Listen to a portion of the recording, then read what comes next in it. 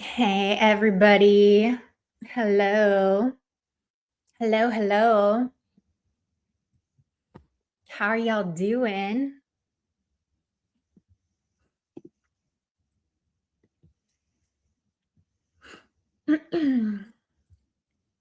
Hey, Bubba. Intel X, thank you for the 9.99. That is so kind of you. I appreciate that. Thank you so much.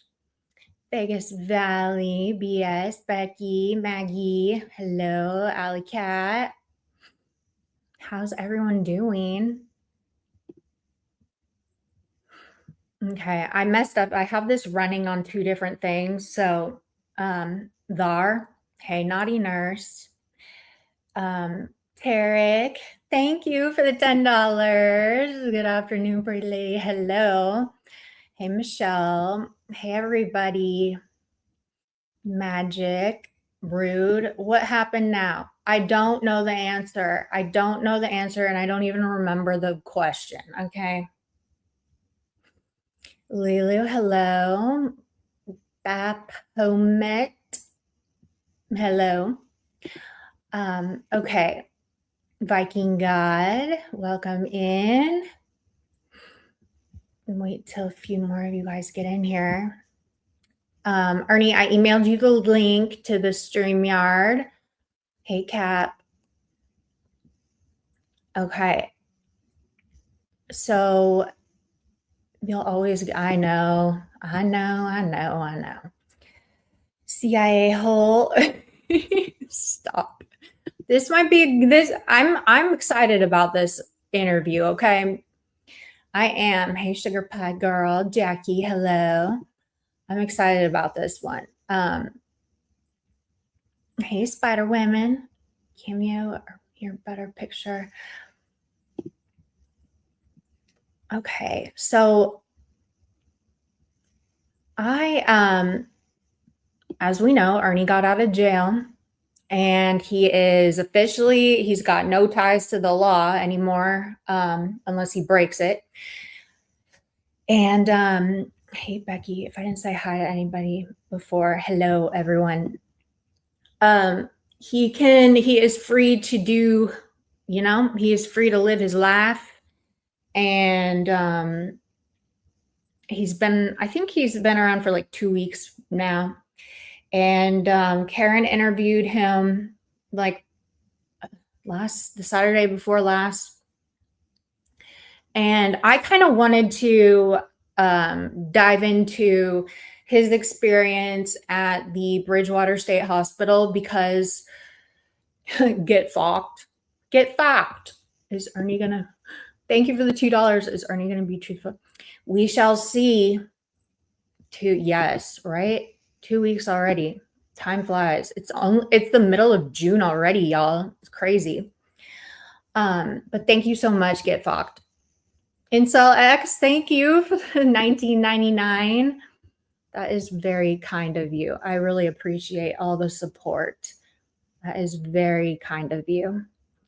Okay, so I wanted to first, while we're waiting for Ernie, I'm sure he's putting on he said he was going to wear a tuxedo or something, so we shall see. I wanted to kind of just give you the history of this place. It's quite interesting and very old. Hey, bite back. So the Bridgewater State Hospital, it's in Massachusetts. It was or is still a facility housing the criminally insane and those whose sanity is being evaluated for the criminal justice system. It was established in 1855, bitch. 1855, okay? That is very long time ago. That's when the Pilgrims came, okay? Very long time ago. It was then used as a workhouse for inmates with short sentences. It was later rebuilt in 1880s and again in 1974. Let's see here.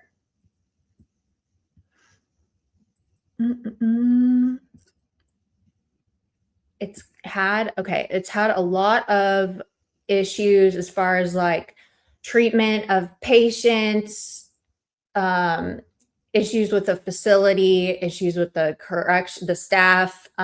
There's been a lot of complaints. They've had to redo a lot of their ethics and whatnot. They've had to crack down on this place. It overall looks absolutely terrifying. And I'm sure Ernie did not have that great of a time. Right now, in 2016, they said that the hospital is going to be moving away from a historical prison model and toward a more clinical approach to the treatment of the mentally ill. According to the plan, every inmate will receive an individualized plan of treatment within 10 days of admission to the facility. Inmates who are on psychiatric medications would be seen by a psychiatrist on a timely basis, and the facility would move to the electronic health records. So there's a documentary on it, and you all can look at that if you want. And then I wanted to quickly just show you a few pictures of it. It looks terrifying. Okay. A lot of these are articles about, what goes on in there. And oh, look, there's Ernie getting tackled by the just kidding, that's not Ernie. Could be though. But yeah, this is all sketchy. I don't know. I wouldn't want to be there. Not very welcoming. But it is super old. I found that. I didn't realize it was that old. Hey, bacon and eggs. Hey, everybody that came in here. Hey, Christine. All right. So, yeah, like something out of a horror movie. Ernie is back here, and we are going to begin with the interview. Now, last time I interviewed him, y'all sent me in questions, and I had to screen them, and 3/4 of them were not asked because y'all are ridiculous. Okay. That's why we can't have nice things. And I'm not going to press him unless he wants to elaborate. Like if he doesn't want to answer a question, I'm not going to press him on it. Okay. I'm going to be asking him direct questions, and he knows how I interview. It's very different from Mama Teabag's type of interviews. Okay. We are going to do this in a totally opposite fashion. So if you guys have questions that you want to know, ask them. And if I miss them, I have people that'll message me on the back end and let me know your questions. So, again, we're going to bring up the Lightning Tiger, King of the Jungle. And here we go. Hello, Ernie. Hey, Katie, how you doing? Good. How are you? I'm doing okay. I'm good.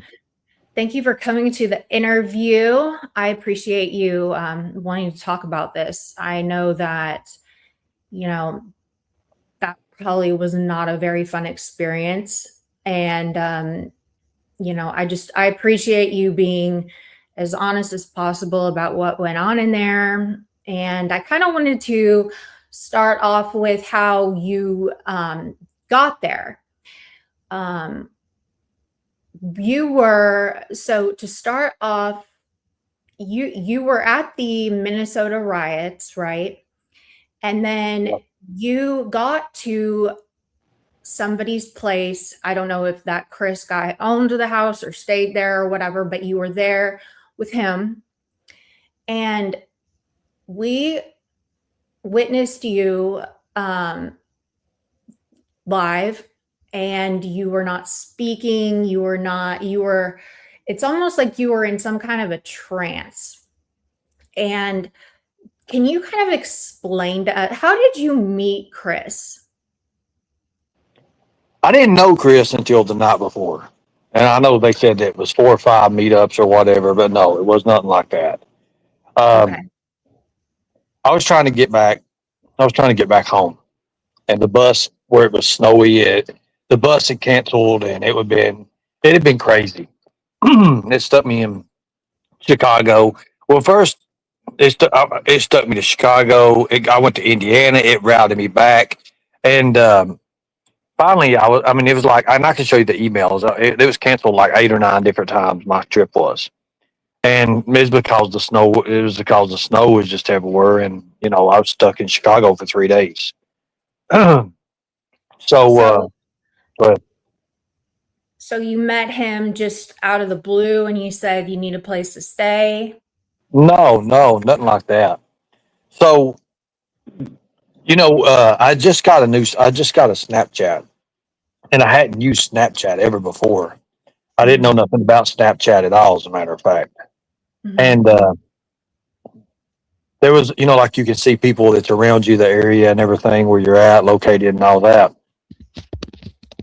So I seen it was Meredith who I met first. I met Meredith first, and then later on I met Tanya, and then they sent me a message, and then it was like, we're going to a birthday party. We got this birthday party going on. It was Chris's birthday party. I didn't even know it was his birthday, but it was his birthday.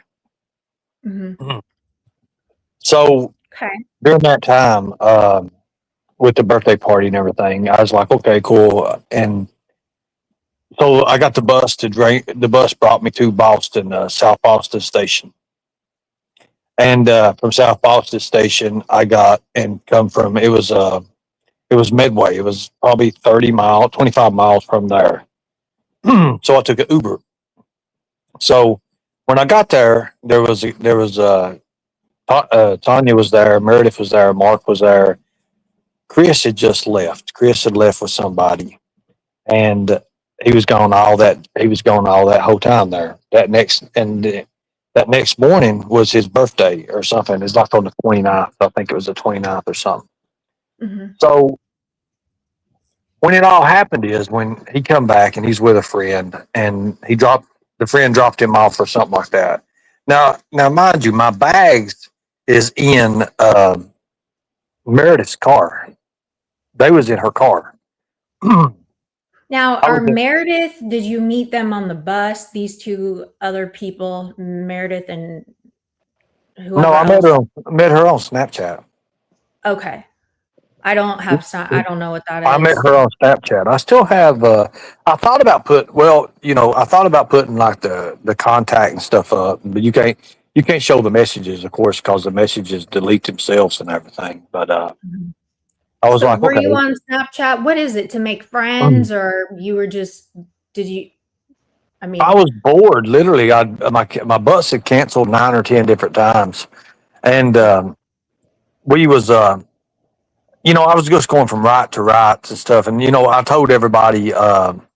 At that nighttime, at that when I done the Buff Bagwell interview, after that, I was going to take some time off mhm. because I'll be honest with you, up there when I was up there in Minnesota, it was so cold, like it literally got to me. It broke me down, especially having to run from the tear gas, all that stuff. So I got on the bus, and I was like, okay. So I got on the bus in St. Louis, and in St. Louis, I had to wait. It's like 5 or 6 hours. And anyways, I wait there. I met somebody singing, and they was a bunch of people singing and stuff. And we went over and watched them. I actually videoed them playing the guitar. So Mhm. I routed down to Indiana. Hold on one second. So I routed down to Indiana, and then from Indiana, I took. That's when all the problems started because of all the snowstorm. It was all the East Coast was snowed under pretty much. So the bus was having trouble. Bus having problems here and there. They was up. So I started sending pictures on Snapchat. I was saying, look, I said my bus is stuck, and I sent. It was Meredith. I sent Meredith a picture of the bus being stuck, because the bus literally made it to the station and got stuck on the hill.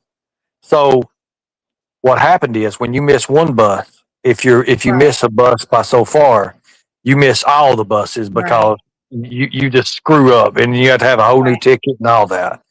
Right. So we was there and everybody missed their bus and the bus. So they had to have a truck come and literally pull the truck up out of the ditch where the snow had stuck it in and everything. So we finally got it up out of there. And the driver, of course, the time had run out, so they had to switch drivers. So we had to wait on another driver. So we got there, and they was like, "Well, we can't get down and everything. What we can do is route you back through Chicago and get another bus line in Chicago. You can go home that way." Well, that never happened. I ended up getting routed, and I show you the emails and stuff, and it was crazy. Um, it So was like 8 or 9 different times. Yeah, long it's just a story bus short, problem. okay, bus problems, and then you met Meredith and whoever, and they were friends with Chris. So you kind of ended up going to their birthday party just because that's where they were going and you had no ride anywhere. Yeah, I mean, I was stuck in the next bus, and like when I was trying to, I just got fed up of just getting buses and stuff.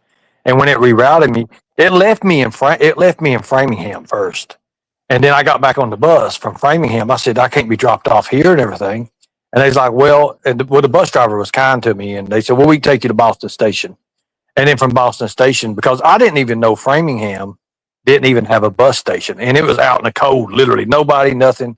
So I got the bus back up to Boston Station. They was actually lenient with me, gave me a ride back to Boston Station. So when I got to Boston Station, that's where everything was like. I was familiar with Boston Station because of when I was at Carolyn's and stuff before. So Right. I was kind of familiar with the area a little bit from being around Carolyn's and stuff. So after that, that's when I started getting hit up, and I seen on Snapchat. Meredith was on Snapchat, and I hit her up and everything and all that. So And then she uh, came and picked you up, and then you, yeah, she came okay. and picked me up and took me down. We went down to Marks. It was the first time I'd ever been down that area. Down, I didn't even know nothing about it. And then So when we got Mark down was the there, owner of that house. yes, Okay. And then Chris was, his pipes broke, right? So he stayed over there for a minute. that's Is what that I what hear. happened? I don't know too much about that. I heard about it, what it happened and everything. I don't know for sure exactly what happened. Okay. So let's get into when you, because we didn't really see any part of the whole bus situation, but so you go live for, I think you were there for how many, 2 days? Because you were live on and off quite a bit, but what was Day going and a half. on? I was there a day and a half. I was there a day and a half. A day and a half. Okay. What was going on when you were cammed up? Because your behavior was very non-Ernie, like you No, were. I was in defensive mode. Something triggered my defensive mode, and I think, uh, to be honest with you, I think that they put something in my drink. I don't know. I really don't know. Okay. So you think that it was possibly you got. Meredith left. Meredith had to take Tanya back to Nashua, and that's where Mark's girlfriend was at too as well, and he was gone. So Chris had just came in, so that left me and Chris at the house, and Chris was downstairs. I was upstairs. And then Chris Okay. come in from downstairs, and then that's when all that shit happened. Okay. A lot of people thought that it looked like some kind of psychosis and some kind of drug psycho. I don't know. I've never Well, when seen. I got to the hospital, they gave me a drug test. They had to test me because I was Mhm. being arrested too. Because Right. of fighting with the police and shit. I fought with the police first, but Mhm. when you can look it up. I mean, you can probably pull it and everything. But my test was, it didn't have nothing in my system. So they thought it was like what do they call it, the date rape drug, shit like that. And Mhm. and it only lasts for a few hours. Well, I was Mhm. in the jail. I was in the holding cell for 3 or 4 hours. Just pretty much walking around, and the psychosis was building up, and it had caused all that. And what Mhm. really started it is when I seen in the cell there were bullet holes in the window, where somebody had opened fire, and I was like, oh my god. So Mhm. everything in my mind just went wild. So the Mhm. Medway Police Department was taking me to the hospital. They was getting the hospital and arrangements made for the hospital. Mhm. Well, when they come in, I just thought, you know, my mind was just fight or flight, and it was in fight mode, and that's what happened. They Okay, had so shut the. They go ahead. let's back up to when you were in that house and it was the morning time and you were trying to leave. You were I don't know if you went back and watched the videos and stuff, but you were it was so weird because you're very talkative all the time Mhm. and you were it was just I'd never seen anything like this from you, and it was interesting seeing it through your point of view. Right. And you would zoom in and out on certain things, and Chris They had a seemed. fireplace. They had a fireplace, and that Mhm, fireplace went way back in, and it had a mirror covering the fireplace. mhm. And it just, I don't know. It kind of brought me into the, back into the tunnel stuff. I mean, stuff was going through my head, like, like, like when I went to the jail, they had a thing on human trafficking, and it was postered everywhere, and it just kept my mind on, lockdown So pretty much. And something triggered you to just go into this mode. I mean, clearly something happened where you mentally just checked out and because your behavior and it was like you were Chris almost. came up from upstairs. Chris, okay, so they had some ice cream. They had it was like Rocky Road ice cream or whatever. I was eating a bowl of that. I had some of that in a bowl. I was eating it, and Mhm. he come up. He come up from behind. He come up from out like the bottom of the stairs, like downstairs was a whole new different place. I don't know if you're familiar with that, but it was like a whole new Yes. different area. Yes, there was it looked as though people were staying down there. And I'm not going to lie, there was a whole bussy down there. Okay. You zoomed in on that. And Chris tried to like kick it out of the camera, but it was too late. Okay. It was a very dirty bussy. Well, I never was downstairs. I Yes, was. you I were. went into the You room. I were. went into the room. Well, I don't remember. I mean, I don't know. I might have. I don't know. I know that I had a weight in my hand and stuff for protection. Then I had a knife in my hand. I Yeah, just, you had the and knife. then I locked myself into the bathroom, and I locked myself in the You did bathroom. That was the that. first time, and Yes, that's you the did first time that. I'd even been into the bathroom. It took me a while to even find the bathroom. I walked through the house a couple of times. I went through, and what was weird, they had another room out there, and I don't know if you know this or not, but one of them rooms had like mannequins and stuff in it, and it was I dark. think I saw that. Yes. So But you they were have like they. mostly crouched Go on ahead. the staircase. That I mean, I don't know if your videos are still up or if you took them down, but you were mostly crouched on the stairwell between, Mhm. going down into the basement area. Yeah. And then you went down there and you were like on the other side across from the stairwell, there was like a closet and you were Yeah. Let looking me grab through. this real fast, Katie. I'll be right back. I'll be right back. Okay. So yeah, y'all remember he was looking through the closet and stuff, and Chris was down there. And Thank you. Appreciate it. It's all right. Thank you. Hold on a second, Katie. Sorry about that. that's okay.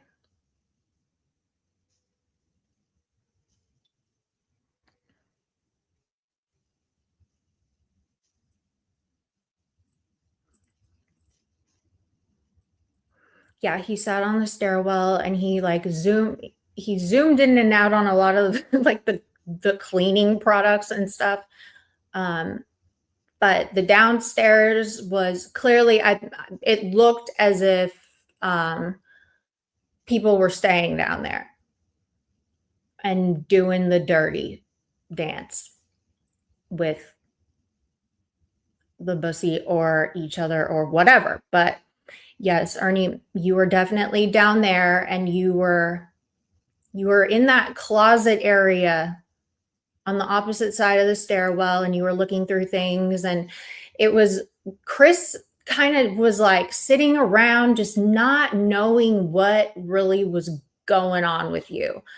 You seem to, there was a point where after you like left looking in the closet and stuff, you came back out and he was on his phone and you got irritated with him. Do you remember that? Chris. Mm-hmm. Yeah, I was. Well, before let's talk before I went into that state. So he come up from stairs. I didn't even know he was there. Meredith took Tanya home. Meredith had my stuff in.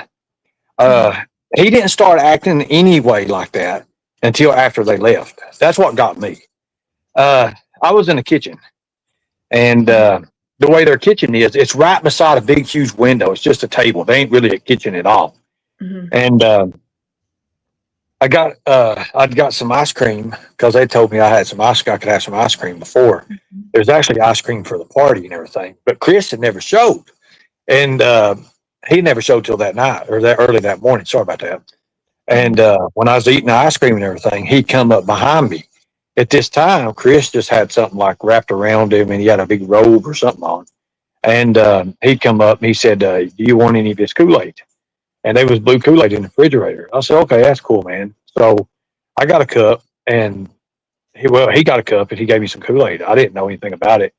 I was too busy getting that. You know how like when ice cream's like really really stuck to the box and everything, you got to like really dig into it. You got to like, so I had to set it in the microwave because it was so froze. I couldn't even get through it with just a spoon. So I put it in the microwave for like 10 or 15 seconds to let it warm up and let it, so I could get ice cream. Mm-hmm. So you think something was potentially in the Kool-Aid? You drank? Oh, I know he did. Even the nurse at the hospital said it. Like they was like, she's like, and around them parts and everything. Well, I've done some, after I've had time to be out and everything, and I've done some little bit of investigating around the area and who he is. I've looked him up. I looked at his record up and everything, all that, and I know who he is now. I know everything about him. I know what he does. I know all the things about it. But it ain't. Did It you ain't the know first that he time. was gay? No, I did not know that. Okay. So let's talk about, so all that happened and stuff, and the morning of the day that the police ended up coming, right? That was the day the police ended up. You were by the door. Well, I went live. Remember the day before? I went live, and Right. You were live quite a bit. I Mm-hmm. went live the day before when I first got there. I went live the day before there and everything, and I was just, and it wasn't that long of a live. It was only like 25 minutes or something like that. And then I Correct. put a post up. I said, "Don't believe everything you see." But he was there. He had been there because he was just leaving. He had been there then, and he had seen me live on there and everything. Because he went by my phone and he seen it on top of over my shoulder, and he seen that I was live. And after that was over, he said, "Your video in the house." He got real nervous about that. But his buddy or something was there to pick him up. He left then. He didn't come back till that next thing. And we was getting worried because she was like, "Is he going to come back for his own party and everything?" Because they was going to have a birthday party for him. Because it was his birthday. You can look it up. It shows his birthday.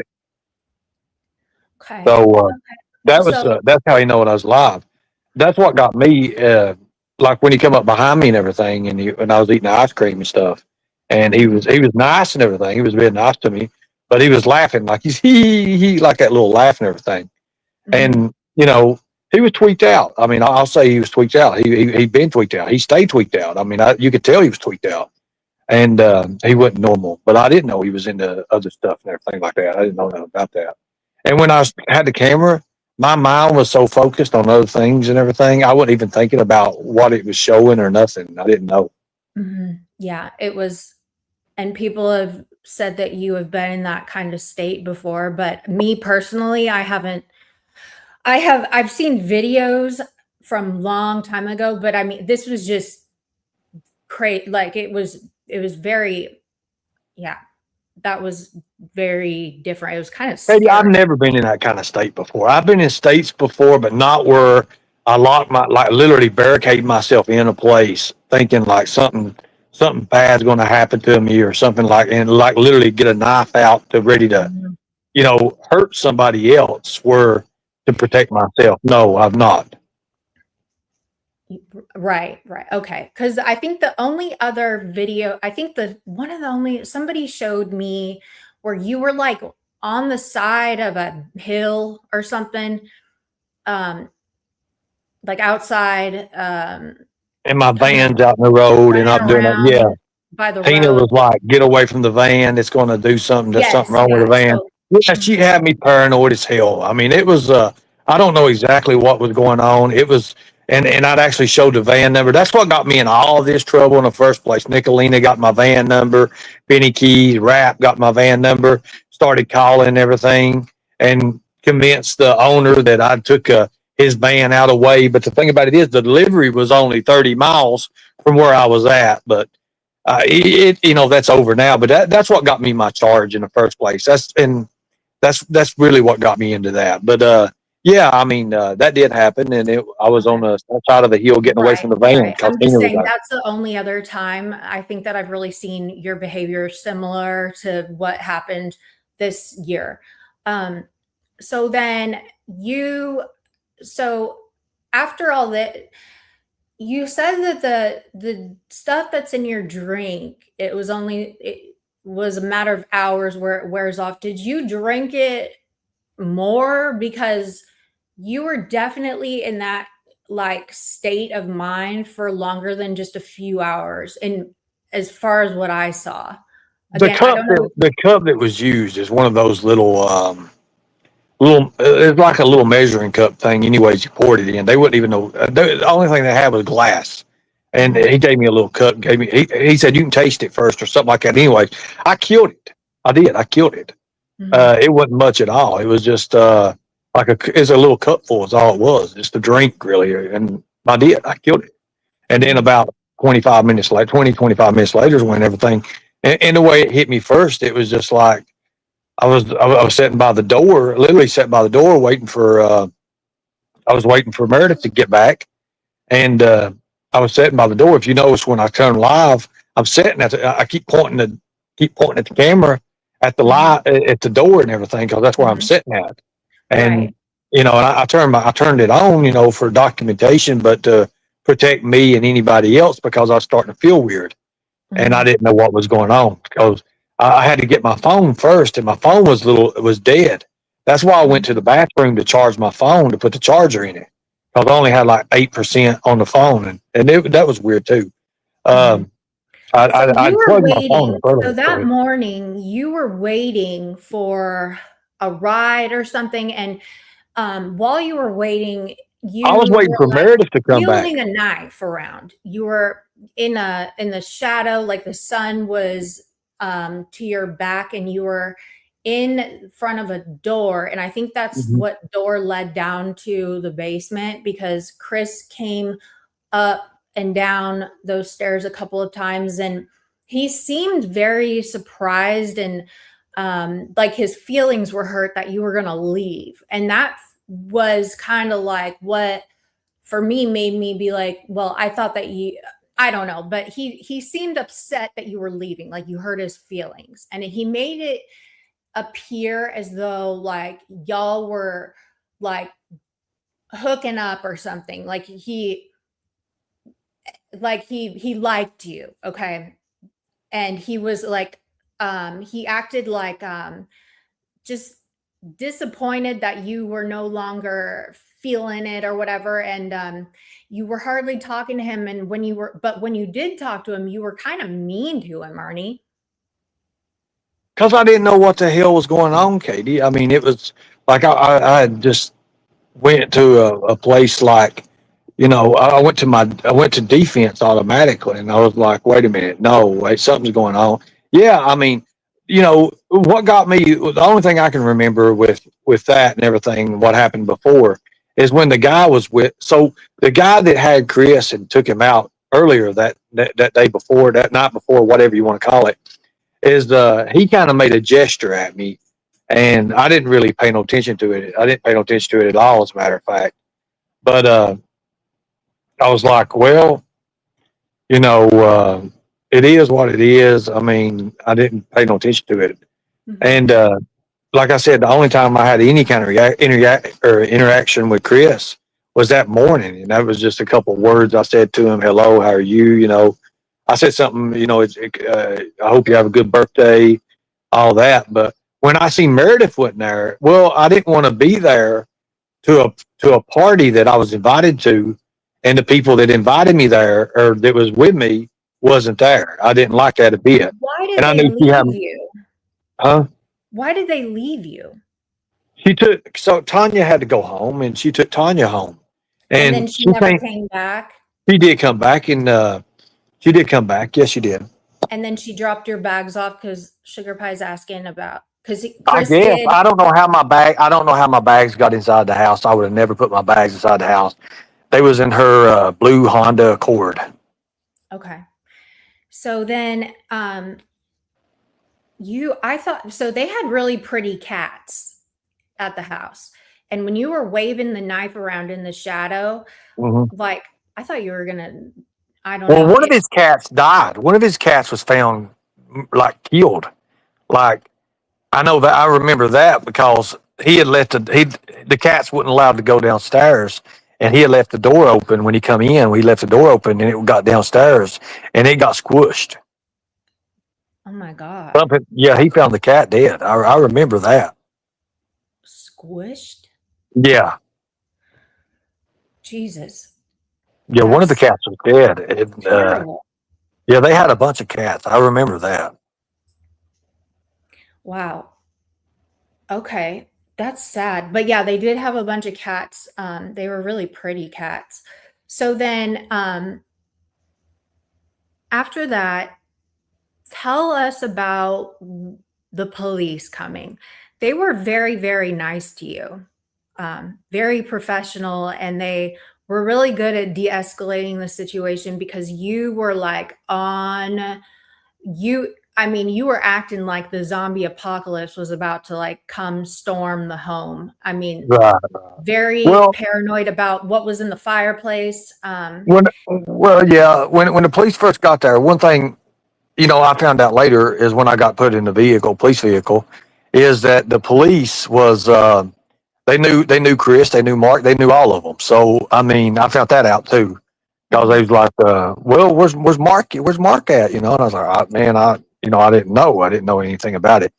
But what really started it is when the police officer come up to me and he said, the lady on the phone said that you're wanted in Kentucky for firearm charges. Mhm. And is that That true? was no, not at Okay. all. Because people Not were at all. saying there were firearm charges, and I had never heard about those before that incident. So I wasn't sure if you had like picked up other charges, whatever. But No, not at all. It was Lisa Kay and Nicolina that done that shit. imagine that. Yeah, and Lisa Kay was like, only reason I know the address because in the bathroom you showed a bottle or something like that. And I was like, well, when she called the police, I don't know if she put it out there or whatever. It's gone now, but I looked for it. She put it out there, and it was like everybody started calling. And then, of course, he's wanted in Kentucky. Well, they kept saying he's wanted in Kentucky. I was wanted in Kentucky, but Nicolina or somebody, I don't know how it was. She's always part of something. Somebody said firearm charges, and they couldn't look it up in Kentucky. They couldn't. It took a while to get back to Kentucky to go through, so they had to go through what they said, and of course they found out that the warrant was there. So they just kept the notion that hey, it's a firearm charge. So when I got out, people don't see this. When I cut the video off, he says turn the live off. I turned the live off and everything because I told him I'm videoing and everything. I was coming back to my senses then a little bit, and I turned my live off. When we get out, well, we don't get out of the house till like 3 or 4 minutes. They're sitting there trying to verify stuff, and they can't verify it. And they said, "Well, just bring him back to the station, hold him, all that." Well, when I get outside, because it's a firearm thing, there's 2 or 3 more cops out there, 2 or more 3 vehicles, and they get me in the vehicle. I'm fine then. I'm fine until they get me, and they're wanting me to do fingerprints, and they want me to do a photo or whatever, stand in front of here. And the way it says in my mind, I'm looking over at this door, and there's bullet holes literally in the glass, like all the way lined down it, like somebody just opened fire. And it ain't just one bullet hole; it's like a whole big bunch of them hitting this bulletproof glass. It's like a whole, like literally somebody emptied a clip or something. Mhm. So And let's go back before we get to that part of it. So you're at the house, they come, they see you have a warrant, um, and they take you. yeah, And so then, and did you go with no problem? I can't remember when you started fighting, but did you go? Did you willingly just go? yeah, I went without a problem there. That wasn't Okay. where the problem started. Okay. So then you go, and people keep, and again, this is, but Chris thanked you for a hand job. Um, why did he do that? I have no idea, Katie. Okay. But he was laughing. If you and in the video, before it was well, actually, when I got out, I watched a little bit of the video, and they told me to fast forward it through some clips because they had some timestamps and everything, and I did. And if you listen to him when he says it, he's laughing in it, and I was like, well, I wasn't really in my right mind. I don't know about Mhm. what he's talking about because I didn't. I never had no interaction with Chris. He stayed in the bottom. He stayed in the bottom of the stairs, and I was only down. I was only on that step looking down and everything. After that happened, then I went. After I found out he got out of the way, I went and locked myself up in the bathroom, literally. That bathroom was, yeah. You were up there for, yeah. You were in the And one of bathroom the reason for. I was in the bathroom is because that's where I could charge my phone at because I had my phone plugged in at the same time. That's why I couldn't go so far because my phone was also plugged into the wall charger. Mhm. Got it. And you had the knife, I did have a and knife. I had the knife from it was a survival knife that I carried with me. It mhm. hooks to your pant loops and everything, and you can just easily take it off. Yes, I did. Now, do you think that you were going to have to defend yourself in that way? Did you think that you were going to actually have to use that knife? Was there Your behavior didn't seem, if I recall, it didn't seem aggressive, but it seems like you were on uh, the verge of maybe getting aggressive at a certain point. Yeah, I was getting that way. I wasn't, I was still into the mode of defense, but I was trying to come out of I was trying to Oh, come out of the hang state on that I one was in. second. Is Lisa K in here? Lisa K, you are a bitch head and you can get the fuck up out of my live. You and your Bob Ross hair can go fuck off somewhere else. You're not welcome over here. Thank you. Okay, hold on. Just for the culture, okay? Just for the culture. Again, here's Lisa K.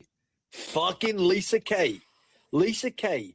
I have never been diagnosed with what is it called? A dissociation identity disorder. Okay. Yeah, I remember that. Lord God, I don't even know what Here's you come up Lisa with that. K. Fucking Fucking Lisa Lisa K. K. Lisa God, I K. can't stand her. Man, she is like, oh my God. Like, I don't know. She God, is I don't. just a total. I have no words for her. She's a total biatch, and she just, the whole no drama thing. She's another one that just needs to get honest with herself and surrender to the truth. She's totally a drama channel. She's obsessed with the drama. She likes to cause problems, and she's just wrong. She is very loud and wrong about a lot of shit, and she she keeps on crossing people. Really, she keeps on not it's Buddha. Well, the Ernie Shell expert, the Shell family expert, Oh yeah. can go sit over in her live and cry about it, because why would she come over here? I thought she didn't watch me, you know? She says Katie is a liar, and and she's this and that and this. Fuck off. Like, get out of here. Just because it's a Shell interview and you're mad about it because I got Ernie on my panel and you didn't, go be mad somewhere else. Go pet your cats or something. Anyway, You were gonna play. Oh, sorry. I didn't even realize you were messing with her, or else I wouldn't have said anything. But fucking Lisa K. Bye. You gone. Okay, No, and so when we got to the station, there were so many phone calls. I mean, they couldn't even keep up with the phone calls. I'm Like gonna they're get like, more. I'm gonna have a few go ahead. paragraphs written about me in posts for the next couple of days. So there, yeah, go paint So Lisa. when I But seen anyway, so you get to the station let me tell you and this first. The police first seemed off to me because their name tags, like literally, like their name. One of the officers' names Officer Sicko, and I just thought it was like fake cops. The other officer's Officer Negro, and I was like, okay. uh. So I'm looking, and then I see all these cops with these their nameplates, and I'm like, this is bullshit, not real cops. And then, Okay. of course, when I get to the old facility, like Mhm. I take, and I'm like, I don't know what's getting ready to happen. So they've got a blanket in the corner. There's a blanket in the corner, and they're like, if you're cold, because it was ice fucking cold in there. So I took and literally wrapped myself up in a blanket, wrapped myself up in a Yes. blanket, and I had they gave me a water. They gave me a water. Well, I drunk all that water. I'd already drank all the water, and I was trying to get more water out. I didn't know that up north it's different from the jails down south. When you try to flush the toilet up north, you only get two button pushes. You only get two button pushes, and then it cuts off for 35 or 40 minutes. I bet people didn't know that. It does a ring. It does a green ring. And when it does a green ring, it does a red ring. And after the red ring, you can't push it. It won't even work. So I thought they turned the water off on me and everything. They Mhm. said that I was sticking blankets down the toilet. No, that never happened. I did put them in the sink so I could stand up. I crawled up on top of the sink so I could look at the camera. Yes, I did do that. Okay, But so yeah, you were put in the cell when you went in, you were booked, and you saw Officer Sicko and the other one, and you saw bullet holes in the windows, and you were just not having it. That just no, I was not having it at all. And as a matter of fact, when those six officers lined up, and I didn't know if they would have said we're taking you to medical or something like that. I mean, it could have been a lot to de-escalate the situation. But all I seen them in when they come in, they had the riot gear, they had the shield, they propped the shield up. Officer Sicko, Negro was there. A couple more of them was there. They was in up like 5 or 6 officers, and they literally couldn't even fit through the door. That's how many officers was.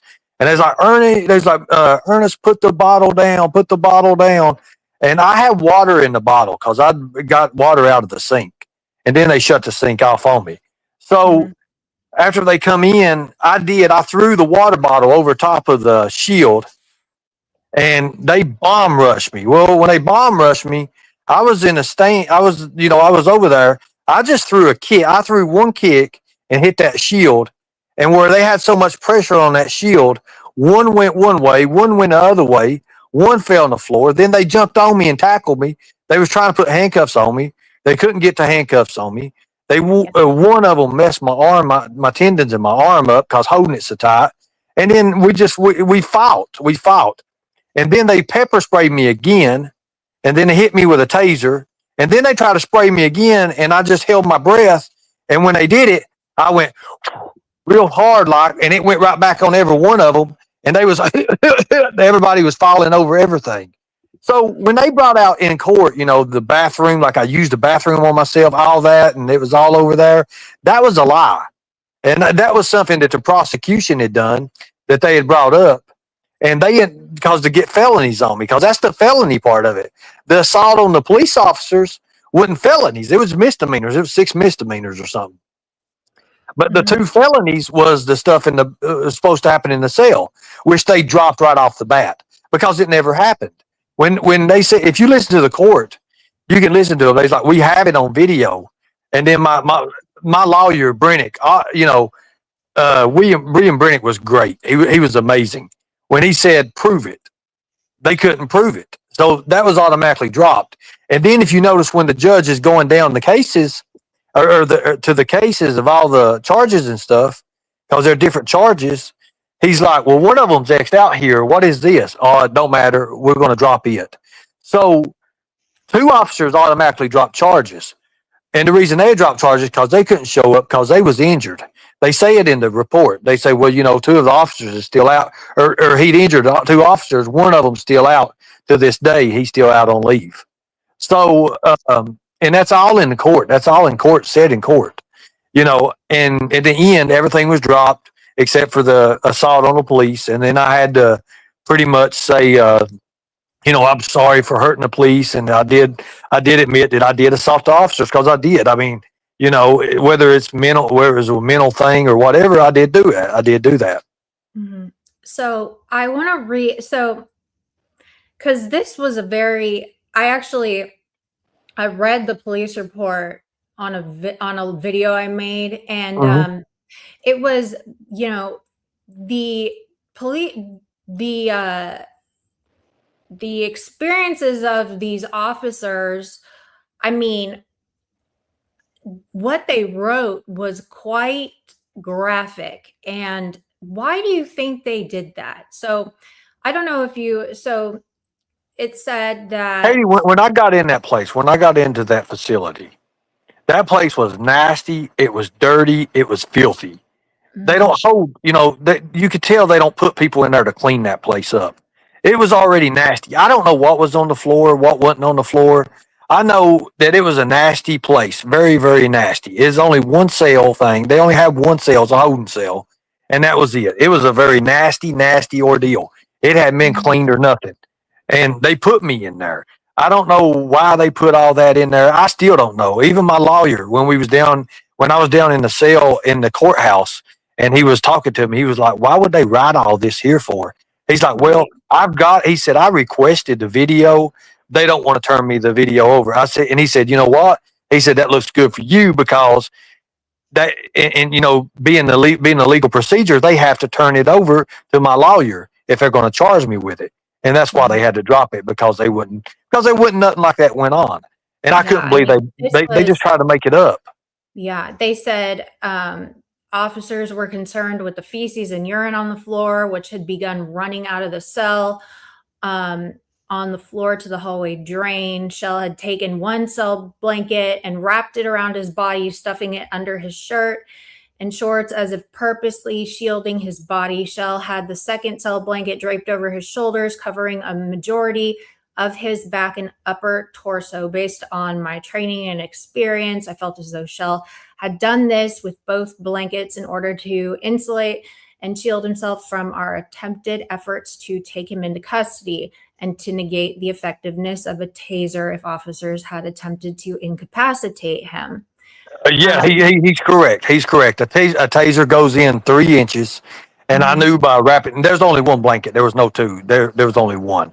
I wrapped that blanket around me, and I told you that in the beginning of the interview. I told you I already done that. I knew what they were going to do. I knew, if I had to fight these guys, they were going to deploy a taser.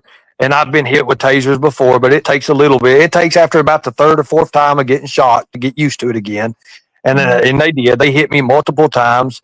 I think 3 of them hit me with a taser at the same damn time, and it hurt like hell still. Yeah. Yeah. It said also, chemical spray. The water bottle was full of liquid. The window of the cell was covered in urine and feces.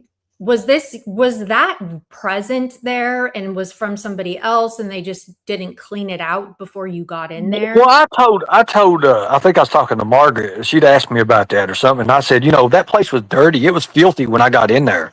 I didn't do none of that. There ain't no reason to have to do anything.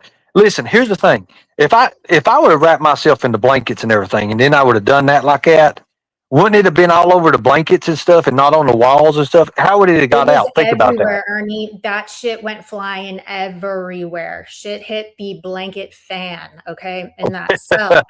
Okay. No, but seriously, there was nothing like that. And dookie everywhere, even on the camera.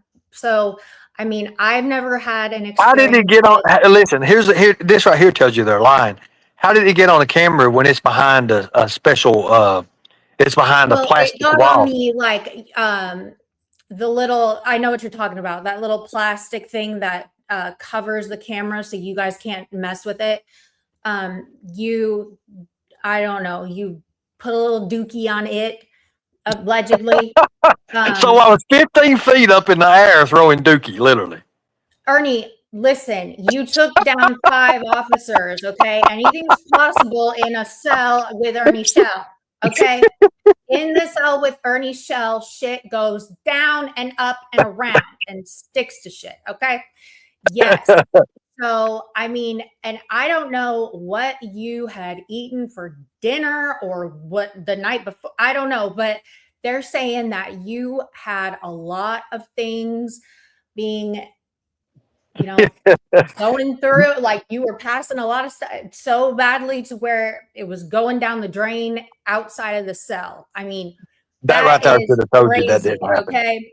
I don't know if that shit that was slipped to you in the blue Kool-Aid was also like had a laxative in it or something, but I mean, for fuck's sake, Ernie, that's unbelievable. That is quite a lot of excrement. Okay. Yeah, I agree. I Then agree. it says you had a water bottle they could see was full of liquid. The window cell was covered in urine and feces. We could not clearly identify the contents of the bottle. Officers attempted to negotiate and direct Shell to place the bottle on the floor and be compliant for about 20 minutes. Shell was not cooperative. Shell appeared as though he was looking right through us and often staring away from us as we spoke. Shell would state, "I'm putting it down now," begin motioning to place the water bottle down, and when officers moved slightly, he would return back to standing directly at the door.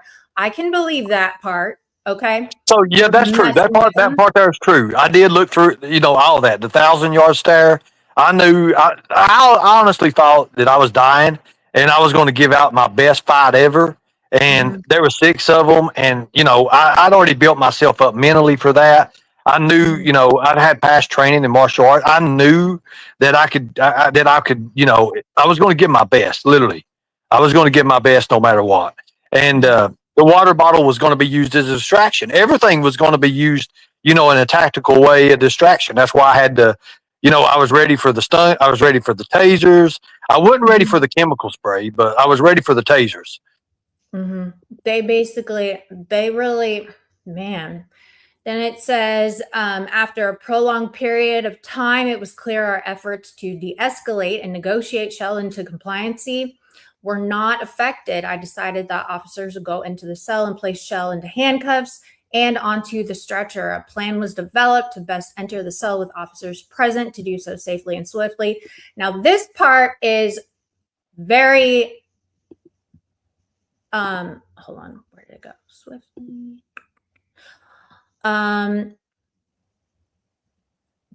They began attempting to speak with Shell through the cell door. They were concerned with the feces and urine on the floor, which had begun running out of the cell to the floor to the hallway drain. Shell had taken one blanket and wrapped it around his body. After a prolonged period, it was clear our efforts to de-escalate. Sorry, y'all. Hang on. Okay. I was reading the same page. My bad. Let me get to the... Okay. An officer held a clear plastic riot shield. Others Katie, let me say something. Mm-hmm. In their police reports, here's something else too. They messed up. They said they have hallway drains, right? It plainly says in that. There's no hallway drains present. My lawyer knocked that out too. Only drains are in the cell. Why would you put drains in a hallway going to a cell? For people that do that kind of shit that you allegedly do. Okay? There's no way humanly possible that much could ever do that and spread out like that. You couldn't do that. That's impossible. I mean, I have never experienced, I don't know, but I mean, if you were doing... Katie, the cell, listen at me. The cell is made to where it goes down. It's not a how you say it? It's not elevated. The cell is not like it's not balanced out, okay? It goes down to a drain. So anything pours out in the cell Anybody been to jail, you know, if you're in like Right. the It's cell part slanted. there, It's like a it's shower in a slanted. It way. goes down. It Yeah. shit can't go up, Katie. Just say that. It can't go up and out to the door.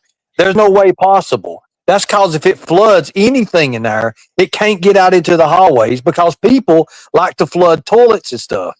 And it can't get out into the hallways because it has to slant down. The vent's in the middle. Okay. That's why my lawyer had this. That's why they had to drop all this stuff. Okay. Okay. So then, so then you did not comply. You, No, threw I was the, going to fight the police. That was true. That was true right off the bat. you intentionally threw the bottle containing the liquid towards the officer at close range bank based on the extensive presence of urine and feces throughout the cell, including on the floor walls and on Shell's body. Officers reasonably believe the liquid to contain bodily fluids. The liquid. So let me ask you a question. It says Shell's body. I was wrapped up in a blanket. There was nothing on me. Nothing there anyway. Ernie, Dookie can get anywhere. Okay. We can't, Yes, we don't ma'am. know for sure, but it was, I mean, technically if it was on the blanket, it was all, I mean, come on now. You probably got a little. It wasn't on the. I wouldn't wrap myself in a dookie blanket, Katie. Come on. Well, I mean, after the fact, I don't know. Okay. Anyway, The keep liquid going. made contact with officers and equipment, contaminating them with suspected bodily fluids. As a result of the exposure, officers feared potential transmission of communicable disease. Officers were later advised that Shell, blah, blah, blah, may be positive due to the exposure risk. Officers were required to. Our efforts were immediately counterproductive due to the amount of urine. Dude, they're acting like you were an elephant in there or something. That's Like, exactly. And my lawyer was like, "Well, how much can one person put out like that? Like, this is lies." Because when we asked, okay, so here's the thing: the camera footage exists. They had the camera footage. They were willing to use that against me until my lawyer said, "Prove it." And then they was like, "Well, because he's like, you have to submit the camera footage over to us." They was like, "Hell no, they wouldn't want to do that." So that's why they had to drop the felonies. this part is. I mean, I broke the right shield, Katie. So I mean, it talks about that too. Damaged property. That's what it was. Field. Yeah. Damn, you're a riot all in your own. Keep self, reading it. Keep Ernie. reading it. Keep reading it. They read it in court. Keep reading it. Okay, so then, oh Lord, whoever wrote, I believe all officers slipped and or lost footing and fell at one point or another. Officers attempted to use hand controls to secure and restrain Shell from kicking and resisting, with failing efforts as we were unable to obtain traction and leverage on Shell's slippery skin due to the amount of bodily And I'm going to fluid say that, on and I hope him. and I hope them officers listening. They wrote that shit up, but that's bullshit. I was whipping their ass, and it's plainly on camera. I whipped their ass. I mean, that's what they say. You were completely out of. You were like a. If they saying they're slipping around, listen. If they're slipping around, wouldn't I be slipping around too? Yes, Think about but it. you No, are. hell no. That was not happening. You are the lightning tiger. Okay, you have different kinds of tactical skills and training, and I don't know, but they definitely made it seem like you were getting away. It took 5 of them to get you down. Okay. But maybe they were so embarrassed. This could be it. They were so embarrassed. That's exactly what it was. They had to give some kind of excuse for why all these guards couldn't take down one little elf man. Okay. Exactly. So they blamed the Dookie and PP on why they could not get you. Katie, police wear slip-resistant boots anyways.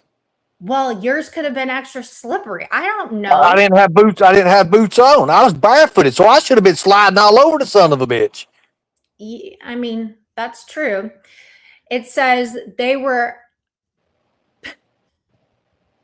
unable to obtain traction and leverage on Shell's slippery skin due to the amount of bodily fluids on him. At one point, Shell was kicking and resisting, and officers slipping so much that only Officer Sicko and I were able to maintain a hand on him. Officer Sicko was able to gain leverage by grabbing the chain on his handcuffs and dragging Shell's right arm toward the door of the cell. I was able to maintain a grip on Shell's left arm. Okay, so then, my God, today. It says they attempted to maintain any kind of control. I advised them I'd be spraying him. Shell's actions occurred after prolonged and unsuccessful verbal de-escalation. His refusal to comply with lawful commands combined with the intentional throwing of suspected bodily fluids created an imminent risk to safety. So let me say this. So I've already threw the bottle. So Right. how am I throwing more bodily fluids? Well, they're saying combined with when you threw the bodily fluids. So I never threw no bodily fluids. There wasn't no bodily fluids. You said no to the police's lawful commands, and they sprayed me. Combined with you throwing shit. They tased me first. They tased me first, and then they sprayed me. And then, let's see, 3 of them tased me, and then after they lawfully command me again, they sprayed me. One of them sprayed me, and then they went to spray me again, and I blew it back in their face, and then everybody got it. Yes. And I mean, think about it. That cell was not big, so I'm sure everybody got sprayed. So yeah, they sprayed you, and it got in your forehead and eyes. This proved to be this is crazy, okay? Proved to be momentarily effective as Shell's behavior changed from resisting and kicking to attempting to shield any further spray. Officers were then able to grab a hold of him.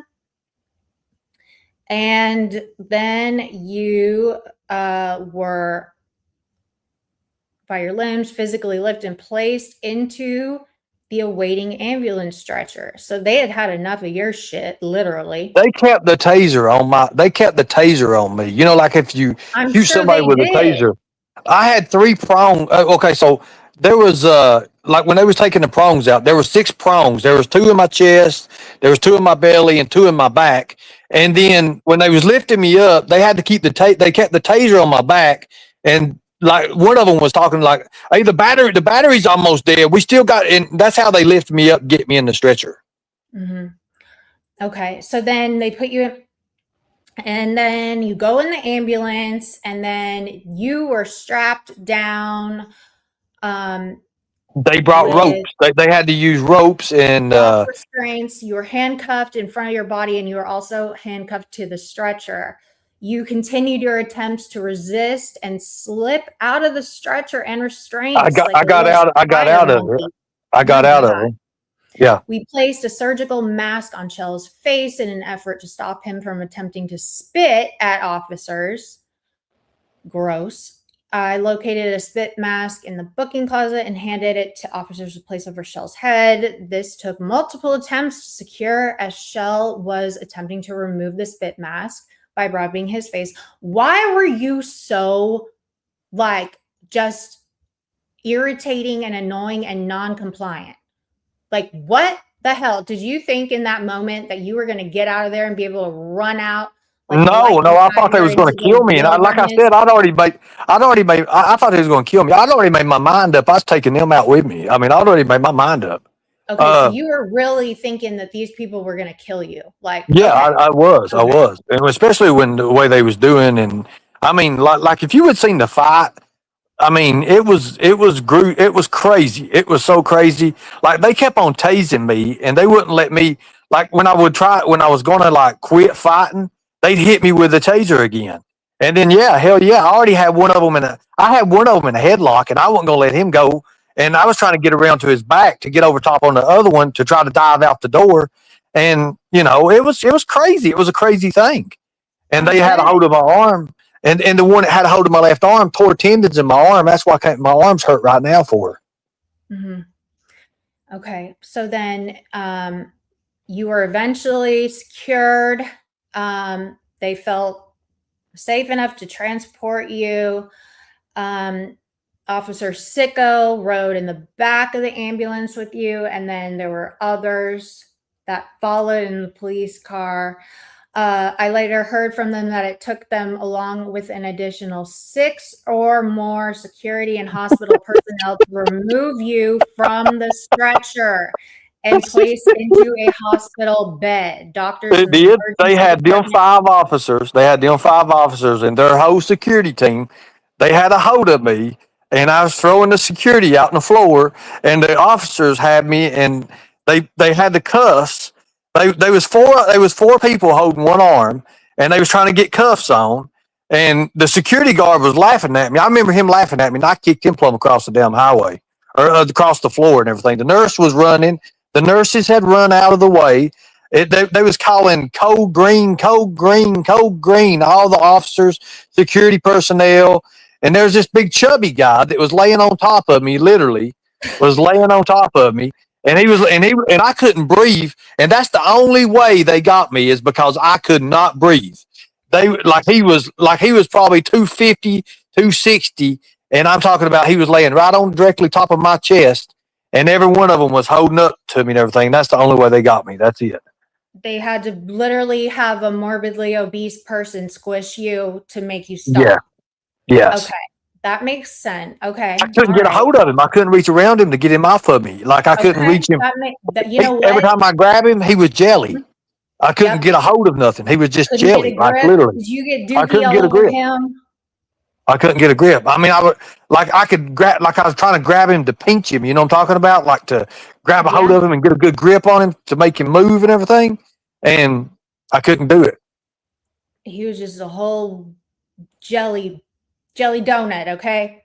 Yeah. So so then it says that you needed to be chemically sedated in order to be calm enough to conduct a medical evaluation.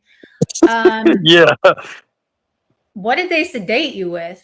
So what they did is, like the nurse had brought in Geodol, so I was fighting with everybody, and all they had to do is just hold me down. So they was giving up, and they trying to get it in my arm first. They couldn't get it in my arm, and then they tried to get it in my leg. So they literally punctured through the clothes to get the shot in, like literally, and just gave me a shot. The nurse was hoping it got right and everything. Then they just all let me loose, and I was already handcuffed to the bed anyways. The rail had been scratched all to hell, all the way up down the rail and everything. The rail was bent inwards. I'd been at the hospital rail bed for where the cuss was at, hold my arm, and they just let me lay there until it kicked in and everything. And when it kicked in, you know, I don't remember nothing else. I woke up Took and a nice nap. I took a nice nap. And when I woke up, Officer Sicko had chemicals. He was sick as hell. He was like, oh God, holding his head, holding his side. But they couldn't go home. They had to stay there with me. And when I got up, they got me back out. And I said, no, ain't no problem, guys. No problem. It's over. And then they took me to Bridgewater. Okay. Yeah. So it took so it says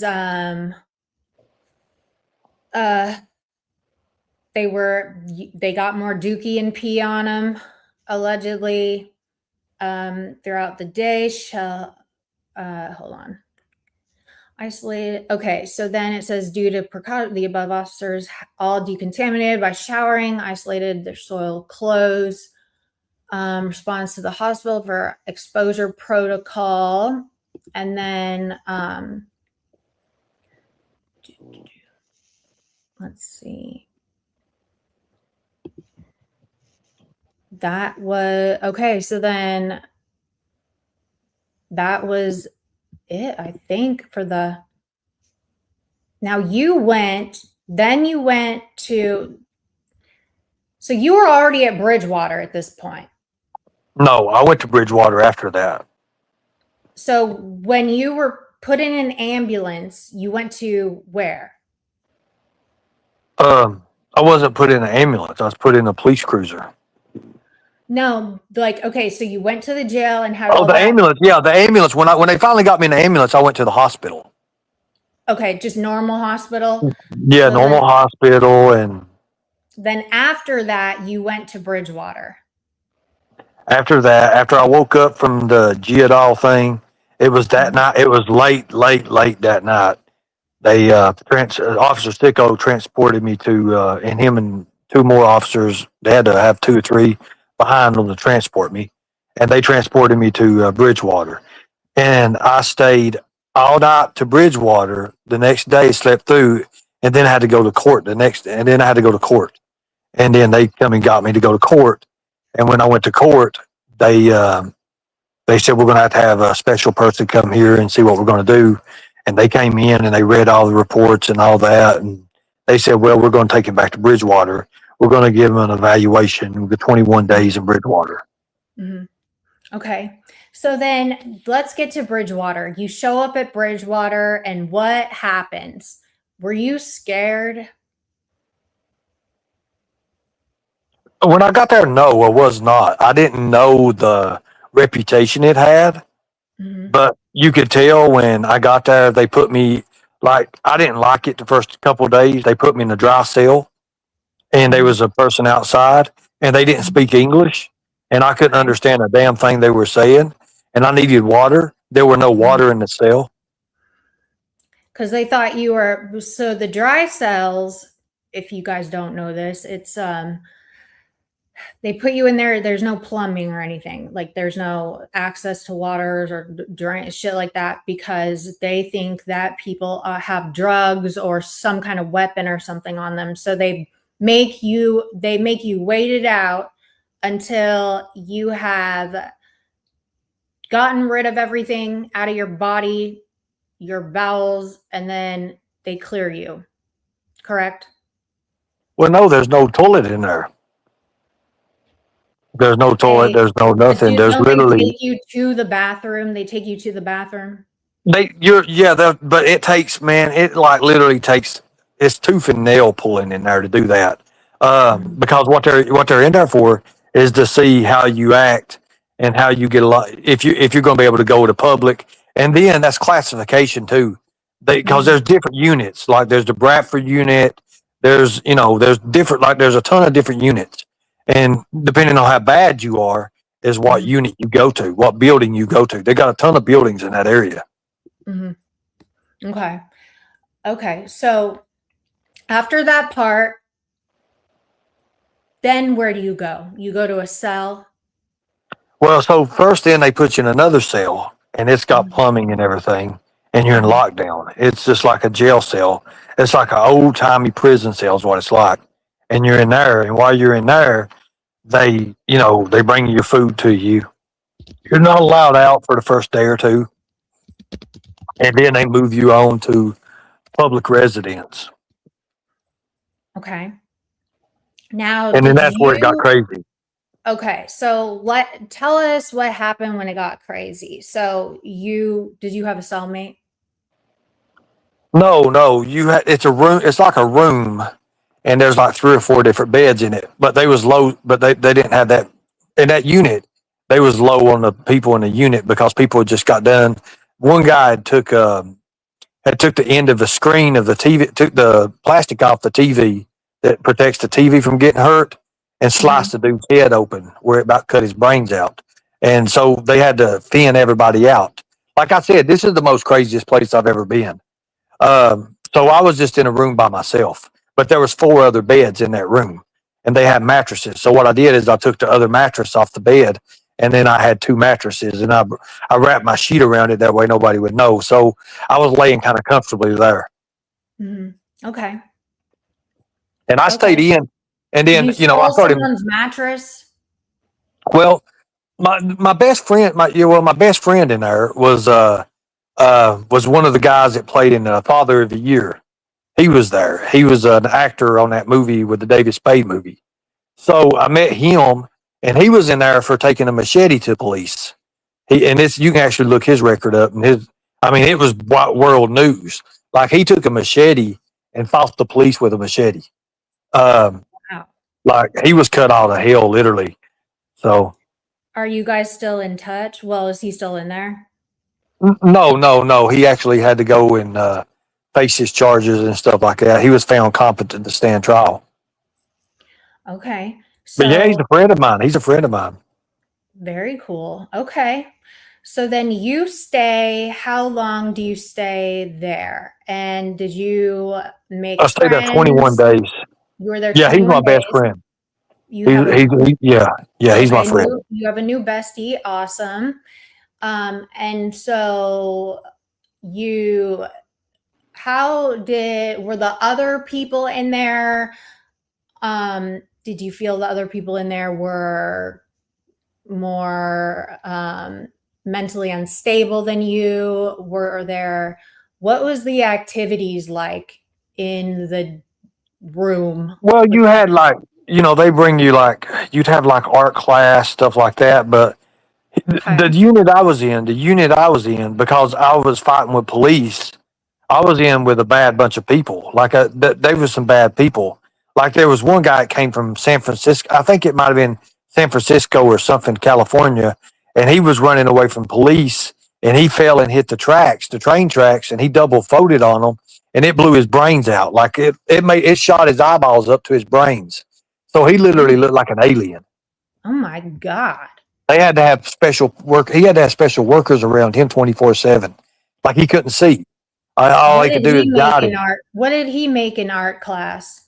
No, they didn't have him in no art or nothing like that. Oh, okay. And then we had Gusto, and Gusto was in there because it's supposed to have been self defense, but there was a guy with a knife that attacked him, and he took the knife and he cut his throat. He held him down and cut his throat, and I don't know. He mutilated the guy or something, but he was there. He was always This is fighting, and violent. Bridgewater's the most craziest place I ever been. Like, we was in a lunchroom, and you only get 5 minutes to eat. So when you get your What did food, they feed you? well, I mean, the food is pretty good, to be honest with you. It's better than the jail. Um, Okay. so, but the thing about it is, you literally only get maybe 5 to 7 minutes to eat after you sit down. You can't talk. You're not allowed to talk to nobody. You have to just sit and eat. You have to eat fast as you can. Because when they say Bradford unit, you got to, B unit 2 or whatever, you got to be gone. You got to get up and leave. And if you don't, well, they lock you down. They lock you down in the seclusions and rooms and stuff like that.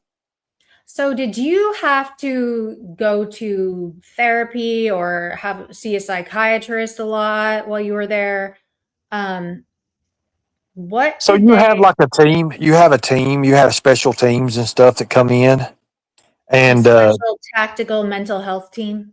yes, they come in, and it ain't tactical or nothing, but it's a mental health team, and they do an assessment on you, and they put you on your medications, and when they get you on these medications, they may put you on something that ain't going to go too well for you at first. Mhm. You have to be on them for a few days to see how it was, and they tried to put me on lithium, and I said F that pretty much.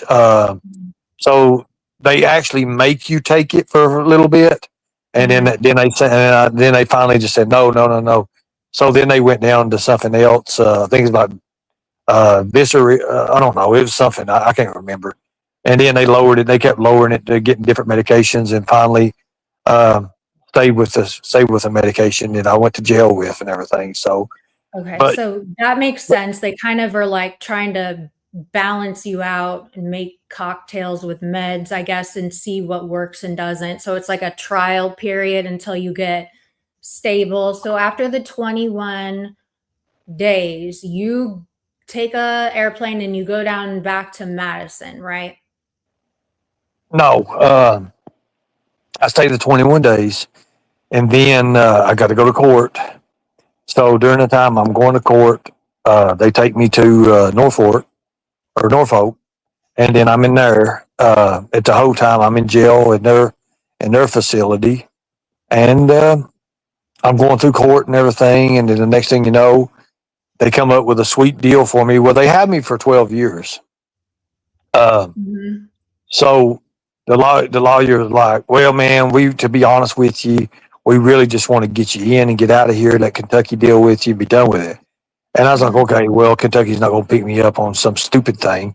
So they come back, and I'm like, "Look, I'll do 60 days."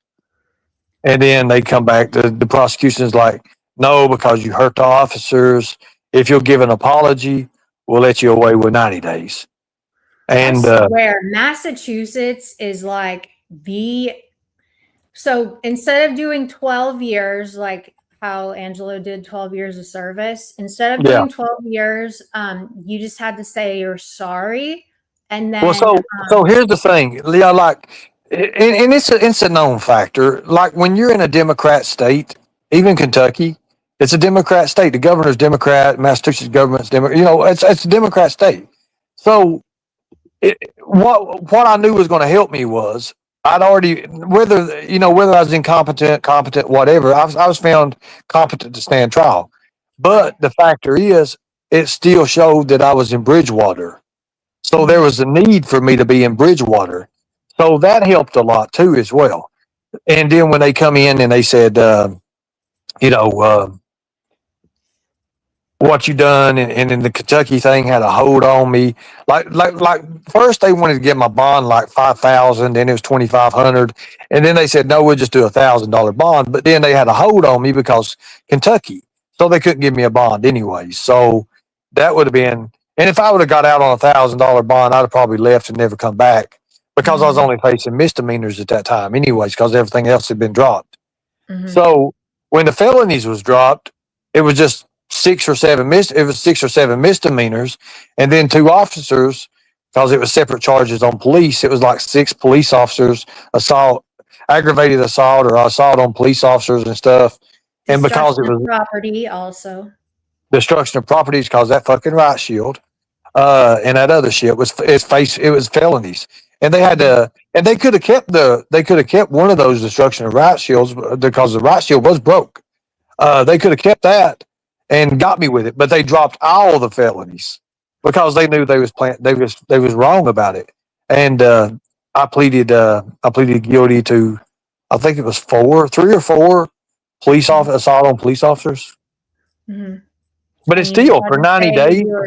Sorry to dear Mr. Sicko. Did you have to write a sorry apology? No, all I had to do is just say, look, I know that they're there to do their job. I was out of my mind, and I'm sorry for hurting those police officers. And the judge, they took it as, a sincere apology. And he said, well, there was, the 90 days, but I was probation eligibility for 45 days. And, but still I had to hold on Kentucky. So that was out the window anyways. So what I did, they said, you gone. So what I was smart about it, So what I was smart about it, I knew I was going to go to jail. My lawyer knew this. He said, hold up. Let me get the extradite warrant. So to be able to extradite me, right? I signed it then and there. That way, all that credit in Massachusetts counted for Kentucky as well. And that's how I did it. Okay. So I was smart by that. Whatever lawyer, he got you off with some crazy loopholes and shit. Interesting. And see, he was Sandy wants to argue that a public attorney and a private attorney. Well, there's a difference. There's a public attorney and then there's a private attorney. A public attorney is appointed by the judge. I was appointed a public attorney, but because of what happened is they had a guy that had his cases was all filled up and he couldn't take me. And William Briddick just happened to be there and he said, I'll take on his case. And that's what happened. That was the first day. That was like the first thing in court. So he took my case. Interesting. So you got a free private attorney. Yes. That is the luckiest shit I've heard in a long time. You just you are that cat with 50 billion lives. Okay. So you got a private attorney for free and he managed to get you the easiest cupcake deal ever. And then he was there and he knew the state was going to pay him anyways. He still gets paid by the state and it's like $100 or $150 an hour. Right. So, but that's not, but still you got a private attorney that people will hire instead of being appointed one. So you definitely, that's a good deal. Good deal. And Did you write him a thank you letter? Well, no, we kept in contact all the way through jail. On Fridays, he would call me and talk about his fishing trips, and we'd see, Massachusetts, when you call people and everything, it's free phone calls. You don't have to pay for nothing. So I'd sit, for a couple hours on the phone with my attorney every other day. Wow. And we talk about fishing and stuff. He'd be like, yeah, man, I'd love to go to Kentucky and see this and that. We become friends. And the more, the more friends I become with him, the more the more legal things he did for me. Like, like when he got it all the way down to, like I said, I'll do 60 days. And if I would have went back to jail for another 7 days and let the other judge, but he knew the judge, like the judge that would have been the one to give me 12 years or whatever. He was like, I was down in the cell in the courtroom, and he's like, look, I don't like this judge. This judge don't really like me. And he said, look, I know you're a good guy. He said, let's put this off for 7 more days. And he said, the judge that comes up to 7 more days, I go fishing with, and I can get it done. So that's what we did. And if I ever beat the system, I beat the system. Yeah, I would say yes. I would say you definitely beat the system. Definitely. So you got lucky, bro. So the jail calls being monitored. Your lawyer calls is not monitored. It's illegal. Right, because that's attorney private. Attorney privilege privilege. Yeah. So there have been allegations by Lisa fucking K and others that I was calling the jail, trying to talk to you for weeks, and that I wasn't able to talk to you, but I kept calling obsessively all the time to try to talk to you while you were in jail. Did that happen? No, I only talked to you like 6 times. Oh my God, Ernie, that's gonna go running. People are gonna go fucking running with that. I just played. No, what that was is when I tried to add your email in Madison year before last, or whenever I was in jail. Mm-hmm. That was that was the time you did that 2 times, and so when you go to jail in Madison, they keep your same number. Everything you got a file. So if I ever go back to jail in Madison again, I still have the same jacket number. So that jacket number is on that tablet. Everything's still the same. All the people that I had added from before, all the way from 2021. You see what I'm saying? They're still on there. Yeah, because it keeps the same. But honestly, like that rumor of me trying to call you and get a hold of you for like weeks and every day or whatever the fuck they were saying, that never happened. I never spoke to you in jail. Lisa K is a liar, and so is whoever else I was running with that. But I never called you or called the jail or anything like that. But who did you talk to? Because Lisa K said that you talked to him, or that she talked to you all the time. Is that true? No. Interesting. Hell no. So how many times did you talk to Lisa fucking K? None. You didn't talk to her one time? No. This is tea, bitch. Y'all, didn't she say that she talked to him all the time? Didn't she say that? Y'all, didn't she say that she spoke to him regularly? No, there was no way. No, I never called or talked to her. She never talked to me in jail. No, she said no. She knew what was going on. She said that she was talking. Didn't she say she also knew, like, with the family and shit? Like, I'm pretty sure she made it sound like you two were keeping in touch. No, there ain't no way in hell. So Lisa K, you lied, and again, I could be wrong, but I'm pretty sure, because she always like says shit like that, makes shit up, like she knows more than anybody else. She's got to be right. She made it sound like she was talking to you. Did she talk to your family? Not that I know of. Okay. My family's pretty much done with her, literally. Like they see through it. They see through it now, and it just took them a while, just like anybody else. But I don't think she talks to none of my family now.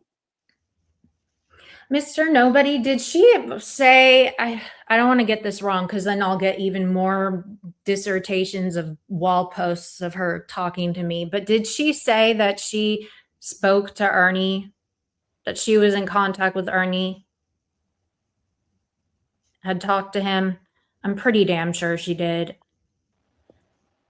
I had no reason to talk to her because, the police pretty much told me, like, this lady had kept on calling and, you know, it told her I had a firearm. And that just, to me, the first phone call was Lisa Kay that done that. And I don't care what she says or does. That's the one that said it because that's the first phone call they got. That's why they came for her. Mm-hmm. Maybe she didn't. I'll have to go.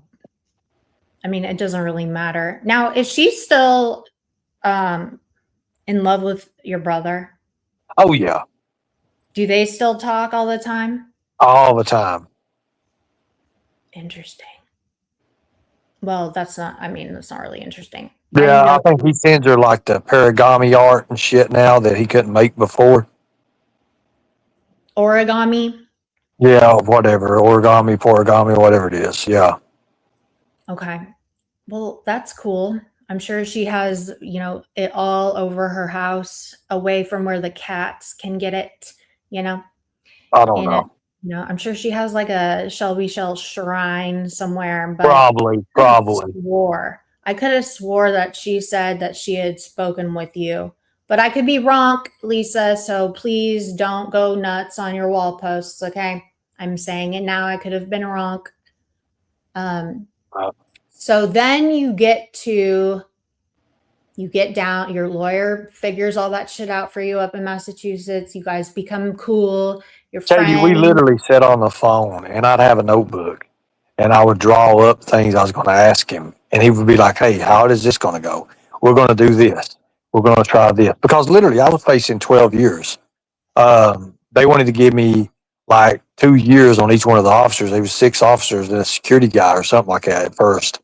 They wanted to give me 6 years on that shit, or 12 years, 2 years, at 2 years on each one of them. They was wanting to give me 12 years. And I said, that's bullshit. This will never happen down south like that. And then finally it just came out like his buddy was they go fishing and shit like that together. And he's a big fisherman. And he said, just hold off 7 days and then I'll get this taken care of for you. And he did. He did everything he said he'd do. Until this day, man, I mean, that's one of the greatest lawyers I ever had. Yeah. And it seems like you guys might have a fishing trip down the road. Who knows? Oh, I still got his number. I still talk to him. Yes.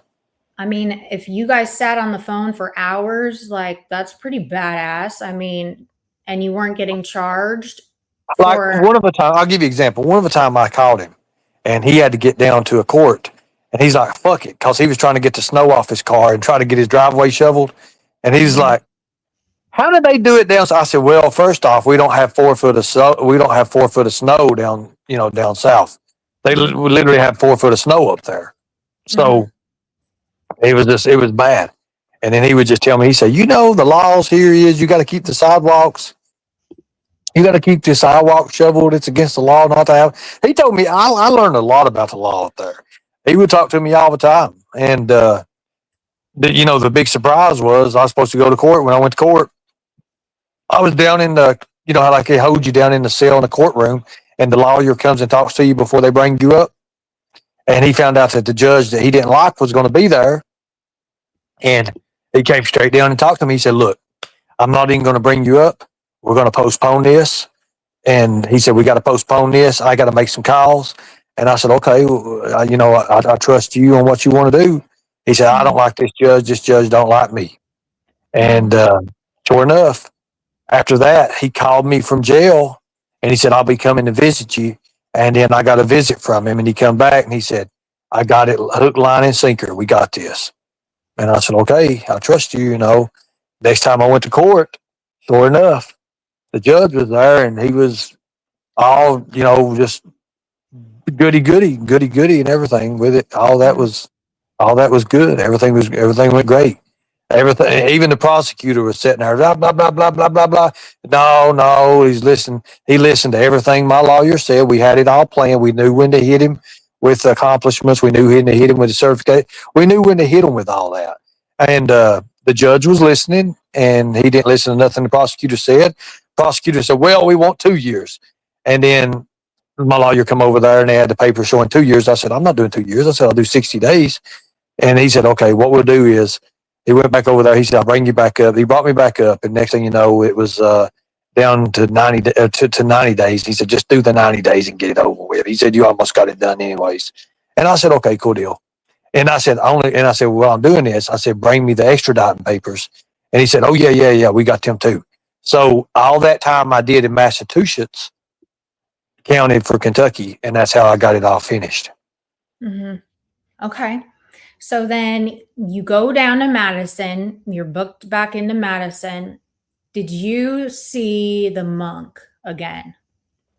So here's the thing. When I got out of there on the 15th, I was late, and they usually let you out about 9 or 10 o'clock. I thought they was just going to let me out. I didn't know Kentucky was waiting. I didn't know the U.S. Marshals and U.S. Corrections was waiting on me. Right. So when I'm in the changing room, I'm changing out and everything. And they're like, well, you got this Bridgewater stuff. You're going to keep? I said, I'm going to keep my Bridgewater stuff. They're like, are you sure you want to wear that on a plane? And I said, on a plane? He said, yeah, the marshals are here to take you. And I was like, fuck. Back to Kentucky? Yep. Mm-hmm. So then I knew, I was like I was giddy. I was like, I can't believe I'm out. I'm going to be up here. I got all this shit planned to do and everything. I'm going to go to California. I was going to leave from there, go to California, everything. So I go across the hallway and go through the booking area. And then there's the U.S. Marshal and there's U.S. Corrections guy. And they're like, okay, we need you to put this hoodie on. Stick your hand through the pockets. And then they cuff me through the pockets. And then you take the plane ride, and then you get down to Cincinnati. I got to Cincinnati, Ohio. And then from Cincinnati, Ohio, they got in an unmarked vehicle and pretty much took me to Madison County. Okay. So then when you get there, you go back in. Did you feel like you were home? You knew the people, they all knew you. I mean, because you are definitely, I mean, you said before, like, you're definitely famous down there. You're a public figure. So they knew who you were. Oh, yeah. Everybody in Madison already knew who I was. Let me answer this question. Michelle, I'm not on paper. There's no 2 months. There's no nothing like that. And the thing with Arkansas, everybody's like, oh, you got Arkansas. Well, if you pull the stuff that Dejan brought up, can you pull that up? I don't have it with me. Okay, so but if you pull that up and you look at the charges, the fines and everything, if you go down through it, you see a word, you see the 2 words, it says no sentences. That means no jail time. Okay. I'll look that up. Yeah. Okay. So I get down to Madison and they're understaffed. Madison County only have 1 or 2 guards. They're failing big time. And we sit out there. They don't even know the marshals is out there. Nobody knew anything because they're not allowed to disclose even to the jail that they're bringing somebody. So for security purposes. So I'm out there and they're hitting the button. And because marshals are in regular clothes and, they're unidentifiable, the vehicle is. So they send one of their guards out. They only got another guard in there working. And then he's like, can I help you? Can I help you guys? And then they show them the U.S. Marshals, a badge, all that, the U.S. Customs or U.S. Corrections. And then they say, well, we're going to have to walk him in by foot. So they walk me in by foot, set me down, and then pretty much the process starts. Mm-hmm. And then everybody was excited to see you. Were people like, what happened? Were disappointed? We thought that you had reached your enlightenment with the monk. And, how did they respond to you? There was no monks or nothing. They're not on this time. No. Not Well, at you all. made friends with a monk. Remember, he was like your inspiration. And Yeah, but he was gone. He's gone now. He wasn't in jail again. Like, no, when I got there was a couple people that was in the jail again, and I was in last time.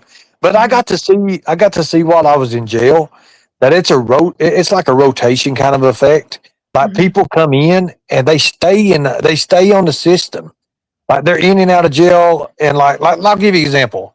While I was in Madison, there was people that was getting out of jail, and you could hear them. No, I'm not coming back here again. I'm straight. I'm doing this. And 3 days later, they's back in for the same shit, like right. literally in the same cell. And I'm like, what bring? You would never believe that bitch done me this way. Da da da da da da. And then they're looking at more time, like, oh my god, you just got out, and then and it kind of I seen like not just one, two, or three like that, and then it kind of put in my mind like everybody would talk, oh yeah, I know this and then this, and there's the same old people over and over in jail, and I was like, Mhm. nah, that ain't what I want. I ain't gonna be Yeah, like that. No. yeah. So the recidivism rate is quite high in that jail. Yeah, Um, and what's really sad is when people are walking up to you and they look like they're good people and everything, and then they'll be like, "Man, I just can't believe, man, if they'll offer me 10 years, I'll take it." And you're like, "Fucking 10 years, mm, mhm, dude? What did you do?" And they're like, mhm. "Nah, man, I can't get out of this." He's like, "I've got 4 or 5 charges of the same. I got trafficking. I've got manufacturing." I'm like, God. And then he's like, I'm facing 20 years, but if they just get down to 10, I'll be all right. And then they sit in that jail for months on end, literally, and just waiting for just any little bit of hope. And Mhm, then, like one of the guys there, he had come in and they'd brought him into court, and he lost his case. mhm. And he said, I just can't believe I'm going away again for 15 years. And I said, again? He said, yeah, I just got done doing 10. Like, damn. Yeah, I know. But at that point, it's almost like they've been institutionalized, so they don't even, you know, I mean, I can't imagine there are very great programs for like reintegration into society and stuff. Like, I mean, look at your program. You fucking bopped your probation officer on the head and ran in the Sprinter van up to Arkadelphia. Okay. I mean, the whole Oh, program shit. for being released back into society, it's not as smooth. Katie, The I don't call it transitioning bopping him back on the is head. I don't call him not bopping on the very head. effective. I call it Um, throwing him across the hallway. I mean, you remember you like really hurt your parole officer and then you were gone. You ran off, you went on the run, and then you hit a tree, and that was that. So so then so I just, when they said you were out, I was so not believing that just because of all the shit you've done. You've done so much to just be able to walk out of there. Um, I mean, I was shocked. I would have thought you'd have some kind of an ankle monitor on you and stuff because you are just all over the place. Like you don't stay still ever. So when it come for me to go to court in Kentucky, it came up, and with my parole revocation, to revoke my parole. Hmm. My lawyer, Charlie, he was like Charles Thomas. He was like, "Hey, what do you want to do?" And I was like, "I don't want to be back on paper." And he said, "So we're not going to go fight this," because he said, "I can get you parole." And I said, "How long would I have to do on your parole or probation again?" He said, "Well, they probably started back over, do 2 years." I said, "Fuck that." I said, "And I've only got a few months." He said, "Well," he said, "where you did the time in Boston or up in Massachusetts," he said, "we could get the judge, if we can get the judge to agree on that, because the papers was signed, that you would pretty much give away extradite and let them release on extradite and everything. I'd sign the papers on a governor's warrant." And he said, "We can get that time served. We can get you out of here." And he said, "To be honest with you," he said, "you're probably, after they calculate your time, you're almost done within 3 weeks." And I said, "Let's go. Let's shoot for that." So we went to the judge. And then what was wild about this, Katie, the judge that hates me that day had took a murder trial, and she was out of town. Another judge from another county stepped in, didn't know anything, and just as quick as it is, we pulled one over, and he said, "Sir, I'll make sure all your time is counted, and you get credit for all your time served." And that's all he Wow. had to say. I got so lucky because if it had been that fucking Myers woman, that judge, God Almighty, like she let 5 pedophiles go right in front of me, and then got me up there, me no record at all, and slammed the book on me. But like I was scared to death. I was like, I have to go in front of her courtroom, and then it just so happened the way it worked. She was that day. It was that day she took that case and had to leave. It was wild. And then the judge stood in for her. I didn't even know what was going on. And then we got another one over. So we was able to get that done, get it through. I had to go to court no more. And then I had a very special person in my life keep contacting DOC, put the pressure on them, and then within 3 or 4 days, they was like, call again. We'll calculate his time. We got calculated time. Then they took me off cool. They had to take me off the website because they was calculating my time, getting it all taken care of. And then, of course, when my time came in, they was like, oh, wow, you're getting out June the 1st. Because when I looked at, well, everyone looks at that file. I would just go to your jail website because everyone said that you were getting out, there were a bunch of different predictions or whatever. And it always said the earliest time you'd be out would have been June 30th. And the latest you would have been out was what, like October? Something a few months later. But then, but it didn't update until when you were actually like released, I guess. So I don't know. I honestly didn't really keep up with the stuff going on because it's like, and same with last year when you were, or the year before when you were in jail, like you're in jail, when you get out, you're going to get out. And I mean, that just wasn't really my content, Okay. So hold on. Let me read this. Still not going to answer. Kevin set up your Grinder account. Kevin never did nothing like that. Nothing like that even exist. Even to this day, it didn't exist. Like and here's the thing too. And hold on, let me hold this. Becky Kimbler, where I'd signed off the government warrant for Kentucky, all the time that I signed for, once I signed, starting on that time I signed, it all counts as time served for Kentucky. That's how I did it. So Kevin said he did that. So I don't know. I don't know. No, I've never heard that before ever. So, but yeah, there's something else I was going to say too. We were busy fighting the whole internet while you were in jail, for fuck's sake. Yeah, for sure. But like, yeah, so I never really kept up, and I just kind of thought, you know what, when he gets out, he's going to get out like whatever.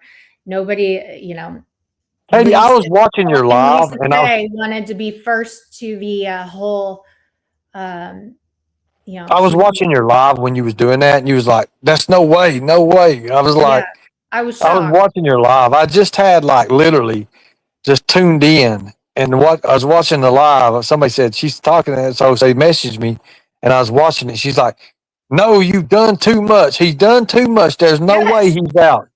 He has done too much to just be out free. That's what I felt like. I mean, it makes sense why I felt that way, because look at all these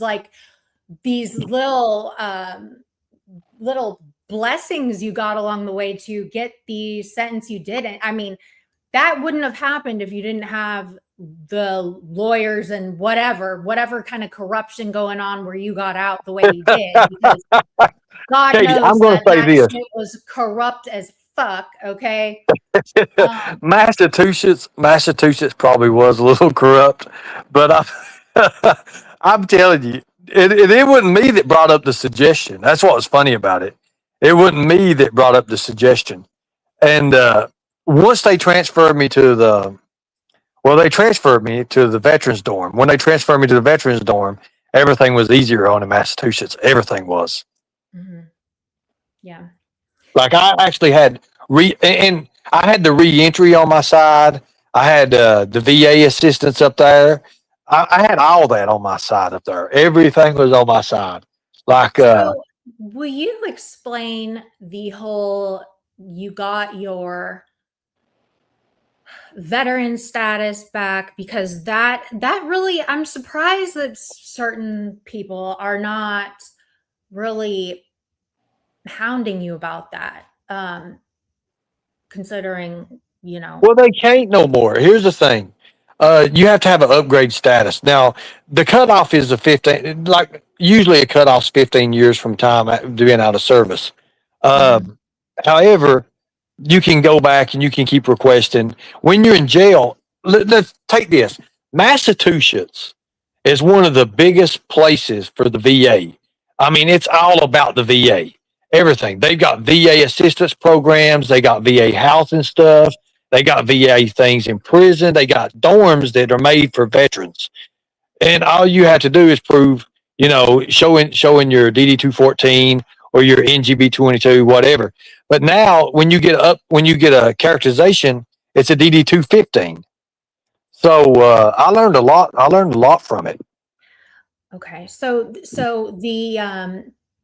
the new character unlocked is you basically reapplying, saying that you were discharged unfairly, or or something, there was an error or something like that. So So Angelo wanted everybody to believe that I never went to basic training. And that's why I always held my ground and I shut up because I knew that it would come out one of these days, that I could prove it and show everybody that I did. Well, here's the thing. When you get a characterization upgrade, like a lot of people go for it, a lot of people go for characterization upgrades. And when you get that, it's something to do with I've never really heard about it, how it was. Instead of getting like a DD 214, it's a DD 215. And it upgrades your status. And my status has been upgraded. However, I still need to see somebody over it to get my VA card and everything. And I'm not done that yet. I've not had time to even do that. Mm-hmm. Okay. But I plan on going back up toward New York and everything, getting everything done back again. And then I'm going to post it. And I'm also going to post my, now that I got my credentials and shit back and everything, I'm going to go to the hospital, the Springfield Hospital or whatever, Hot Springs Hospital in Arkansas, and pull all my hospital records and show everybody what that vehicle crash done to me. Because it broke me up bad. Just to prove it, show you all the damages it was done and everything. Ernie, you were in that hospital acting a whole fool. You said that your whole 20 ribs were broken. You were saying you broke your butt, you broke your orbital, or what was it? The O bone or something? Just wait till you see the paperwork. You'll see what I was broken and you'll be surprised. I had lacerated liver, bruised up kidneys, clavicle, my leg, remember that? Yeah, my clavicle, on my right side. On my right side, 4 of my ribs was broke. All of my ribs was broke on my left side. Yeah, there was a lot. Yes, and I still have trouble out of my hip joint. Yeah, I still have trouble out of that. Because then you were in the walker. I remember this. You were in the walker for a minute, and then you met. And here's the thing: I could have still been in that walker, but when I went to Florida, I upgraded to one of those push like walker things. It's got the wheels on it, and everybody. I was in this little camp thing, and every time I would go, there were other older people there too as well, and they've been on their walkers forever. And finally, my buddy, I had a friend down there, and he was telling me, he was like, "Look, man," he's like, the longer you stay on that walker, the longer it's going to take you to come off of it. And finally, I donated my walker to somebody less fortunate down there, and I just started walking. I couldn't walk. I mean, I barely could literally, I barely could walk. It was like just step by step by step by step, just barely walking. And then finally, after about a week, I was taking it was getting a little bit faster for me. And then I was Mhm. like, well, I'm going to try to jog and I'm going to try to run. But it Mhm. took forever. I mean, I didn't do the physical therapy like they wanted me to do. And I think that hurt me. That hurt me a lot. But I just didn't have the means to do it. I didn't have the time to do it. I have Right. all the means now. I mean, hell, I have all the means now. I got all my insurances back. I got everything back. I got everything working for me, and have some of the greatest insurance they are. Well, that's good. Yeah, Insurance is I mean, that's good. So you are how long did you do how many days did you do in Madison? let's see. Okay, so April 15th to June 1st. Okay. And then did you by chance have you spoken to your brother at all or anything like that? No, Okay. Um and then you got released and you did you see Amber or anybody after you got released? Kevin picked me up from jail. Kevin picked me up, and that next day, hell, how was it? I got with my family. Kevin came back a day or two or 3 days later or something. Like we went to a Mexican restaurant. Uh, he took the photo. He done this thing with the photo and everything. And that's the last time I really seen him. Okay. So We so you talked. We never talked saw about your some. sister. We talked about some upcoming projects and stuff we've got. He paid me for an interview, shit like that. I don't know what all we done. So you didn't see your family. Yes, I did. I went to see my mom. Okay. But now so are you not speaking to your sisters? Are they mad at you? I don't speak to one of them now. I speak to my other sisters. Yeah, Okay. Melissa, you don't speak to, right? I don't speak to Melissa. No. Okay. And it's So not my then fault. It's not on my. It's not my choice that I don't speak to her. It's probably hers. But anyways, okay. I mean, that's family shit that happens.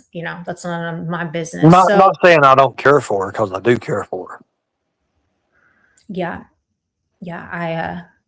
But again, that's family business. So you said yesterday you are now in Georgia, Yes, and then you plan on going up to New York, you said.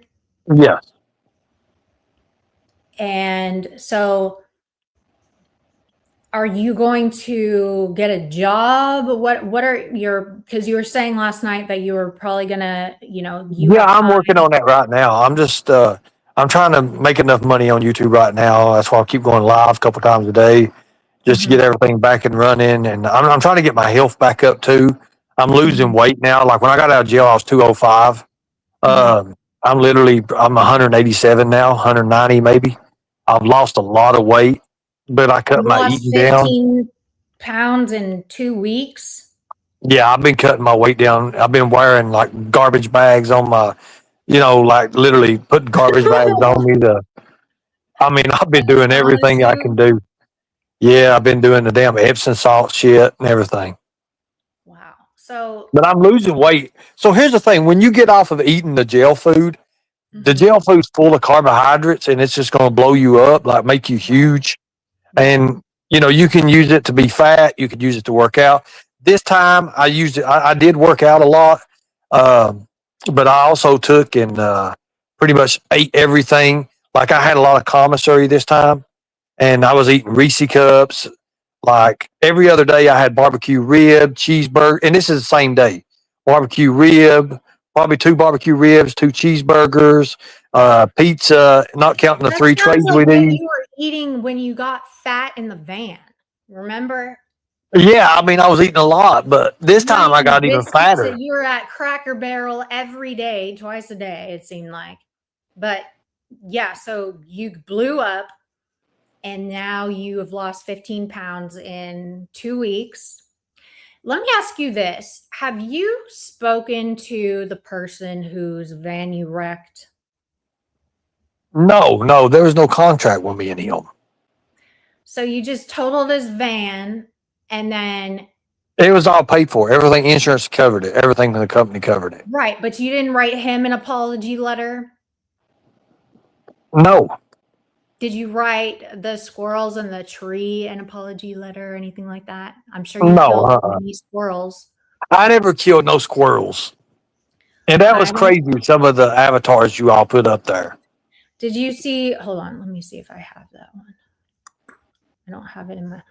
Benny has made me so many avatars that I have to like swap them out. But yeah, he made me an avatar where I was the tree and the van, you were hitting me. You got to see that. So you don't, so you're basically off the hook for whatever it was that happened with the van. Was that guy mad at you or anything like that? No, He probably got a new van. exactly. So, and all the stuff that happened in Arkadelphia, Mhm. because you ran from the cops, you resisted arrest, all that stuff got dropped. Yeah, everything. Well, I pretty much I got hit with the only thing they could charge me with was the traffic violations, and I think they dropped a few of them. I don't know exactly. Whatever it was, I got hit with it. It was all fines, so I got lucky on that too. Okay.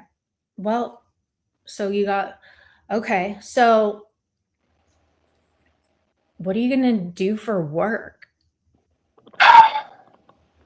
Well, I was talking about joining the mafia and doing work with them, but right now they want me. They're needing a delivery person or something. I don't know how that's going to work out. But anyways, so that's why I got to kind of go back up and do things for that as well. So I would steer clear of vehicles.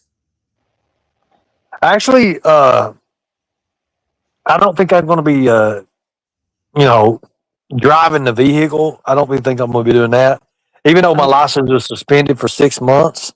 But I've only got like a month and a half left on the extension. Okay.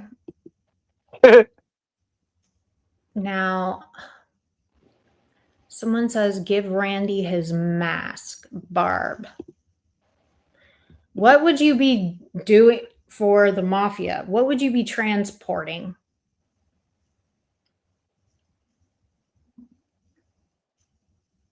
I don't know exactly. Again, this is something that maybe I'll be married into it here pretty soon or something. I don't know. Okay, so your girlfriend is mafia. Okay. So you're going to be a mafia in-law. She's Italian. Okay. Italian. So then, okay. And that's cool. Did you meet her? Did you meet her at the kiosk in jail, or like, how did you meet her? No, I met her on Dolly Vision. Dolly Vision. Okay. Is it Yeah. PCT? No, hell no. Okay. You never No, know. when we did a live over there, and it was me.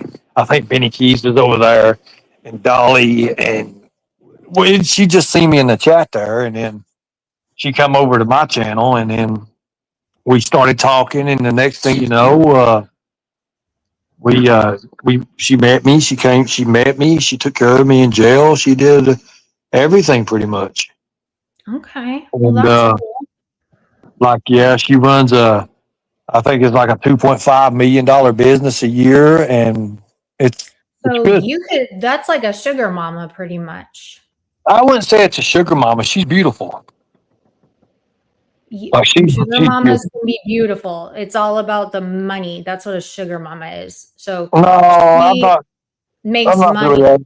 No, not really. I mean, it's well, I mean, we're going to help. She's going to help me with the child predator program thing. And that's awesome too.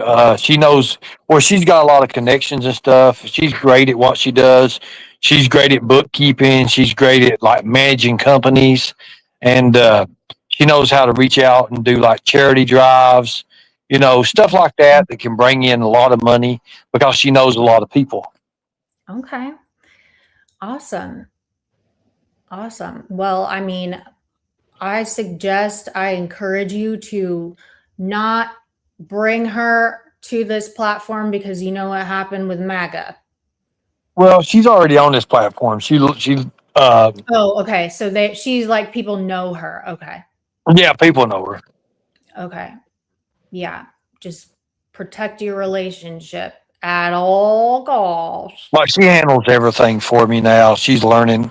Well, she's learning a lot about YouTube. She's doing a lot of things with YouTube, learning a lot. But one thing I'm going to do is my buddy that got out. I'm getting up. I'm getting back up with him. He was already in Father of the Year with David Spade, so he's already got his foot in the acting business and all that. So his dad is actually a guy that drives Hollywood actors to from the hotels to the sets and stuff like that. So I'm kind of going to do like an extra thing first. I'm going to start doing that. It starts out, $150, $200 a day. Get my foot in the door, work myself up from there. That's the thing. But I got to look the part. I got to look the part, and to bring the Predator Hunter gimmick back and do all that. Look the part of that. That's got lots to do with it. Okay. So you're gonna be, yeah, working, getting ripped, I guess, getting healthy. You're gonna go back up to New York and get, I don't know, get your veteran stuff back, I guess. So after your time in So jail, like right now, I'm on a farm right now. I'm literally on a farm. I'm building myself up.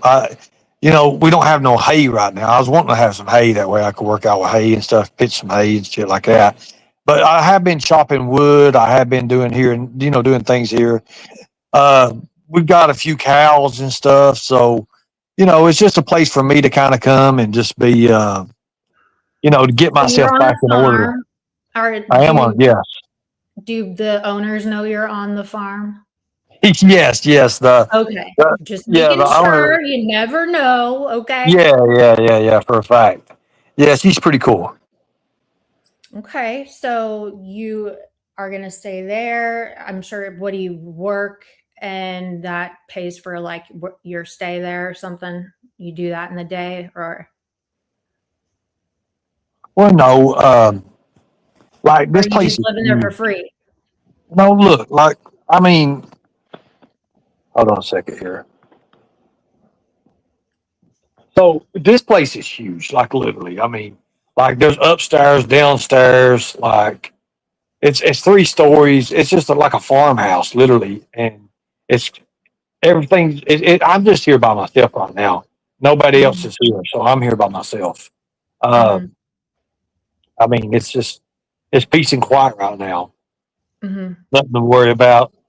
I mean, I got a cat named Tigger, and I, there's a dog outside named Mikey, and got a little puppy somewhere running around. I think it's upstairs. But it's just easy going, literally easy going, and I mean, I'm wanting to wait, for more and everything, but I'm just waiting right now for all my stuff to come in. I got a lot of mail coming in right now, and getting all that together so I can get ready to get my money ready to go up, and I'm gonna probably start working up there. Now, people in the chat want to know, are you at Southern Girls? Why would people think I'm at Southern Girls? I don't know. I mean, no, I'm not at Southern Girls. However, Southern Girls is about, she's probably not that far from me, about 10 or 15 minutes. Okay. Are you staying with on your girlfriend's farm? I don't know. No, not like that. No, Okay. not hers indirectly. No, Someone says Tiff. I don't know who that is. no, she was in Clearwater. You mean Okay. Trish? Trish is in Clearwater. Okay. Are you at Brooks Brooke, Brooke, in so South shit. Carolina? Oh my God, this is going to be a fucking scavenger hunt. Are you with At Brooks in South Carolina. No, not Brooks. are you with Redstone? No. Mm. Okay, Sugar Pie says no, you're back at Southern Girls. I don't No, know. no. Upgrade from the red couch, though I can see. That's Oh some yeah, nice 100%. leather. Yeah, 100%. Tracy's. I don't know who Tracy is. Tracy's. No, not Tracy. I know who you're talking about, but no. Did Marquise buy a farm? No, Marky said, no. No. Um, so after these two, you went to jail for what, 7 months, and then you went back. Yeah. Are you on any medications and stuff for your mental health? No. No. Okay. So they didn't, because okay, because they had you taking meds in jail, correct? Yeah, they did. So then you just went off of them when you got out. Yeah, I'm not taking no medication for psychological issues right now. No. Okay. And Well, you see my eye, right? The scar. yes, I see that. Hold on. That's Let from me the not. hold on. That's That is ridiculous. that's from the nightstick What nightstick? What? from the police. From wow. So that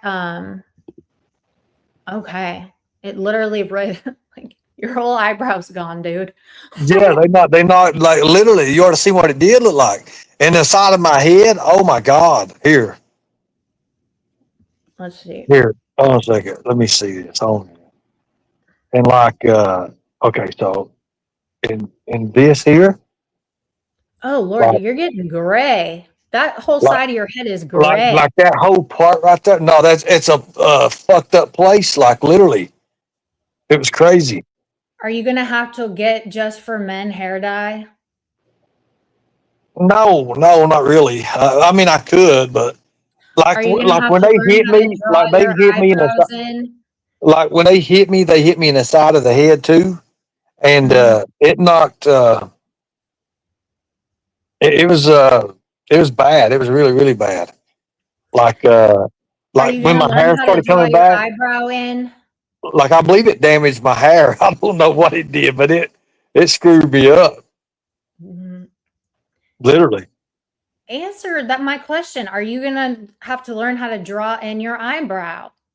Uh my girlfriend does that every once in a while. She's got Oh, one of those like little eyebrow okay. pencil things or something. Well, that's nice of her. Okay, so I asked you this last interview, and you really were shocked that I asked you this question.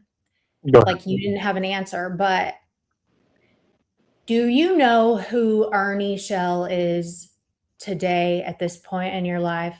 Do you know who Ernie Shell is outside of all the YouTube Oh yeah. hoopla, rah rah shit? Do you know who you are as a human being? Yeah. So who are you? I'm a couple of different things. I'm the predator hunter and I'm the lightning tiger. If there's one thing that you learned about yourself while you were locked up, what would it be? That I can whip 6 men and keep on going. If you could name no, one no. There's thing one you thing. learned Let me about know. Let me yourself, honest. Let me. Wait a minute. Don't put that on there. Let me honestly answer that. One thing that I learned when I was locked up. by seeing people say they coming back and they're saying they're never coming back, but they're there over and over and over, and they make a lifestyle out of going in and out of jail. That's what I don't want, and that's what I'm going to avoid. Yeah. So you're not gonna just don't do dumb shit. It's super easy. I mean, yeah, I mean it is, but everybody that's been to jail understands this. Like, there's a certain part of you, like if you get around somebody that you don't like if you get around somebody you don't like, and they say something to you, you're not a goody two shoes anymore.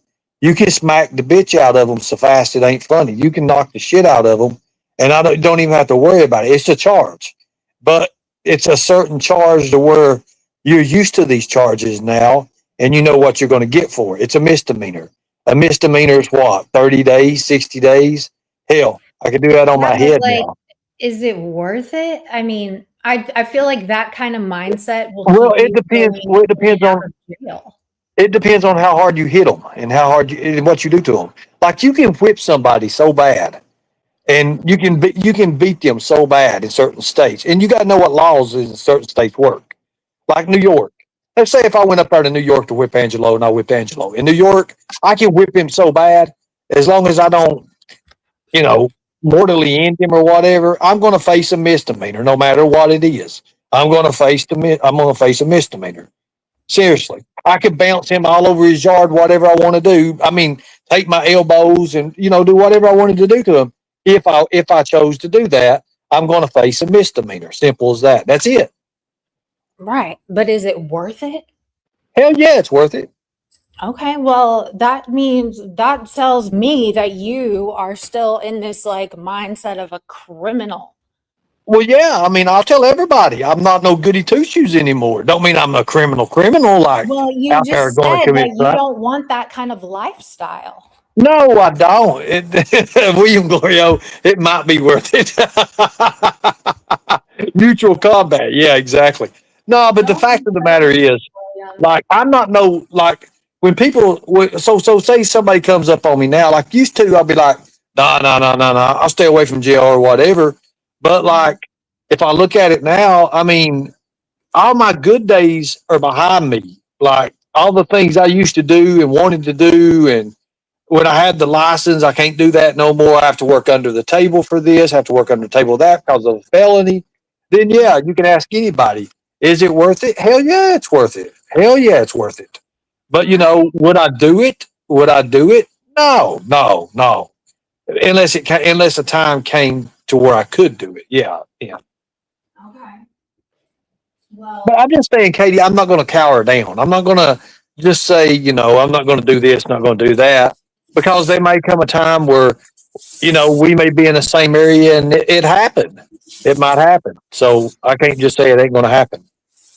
yeah.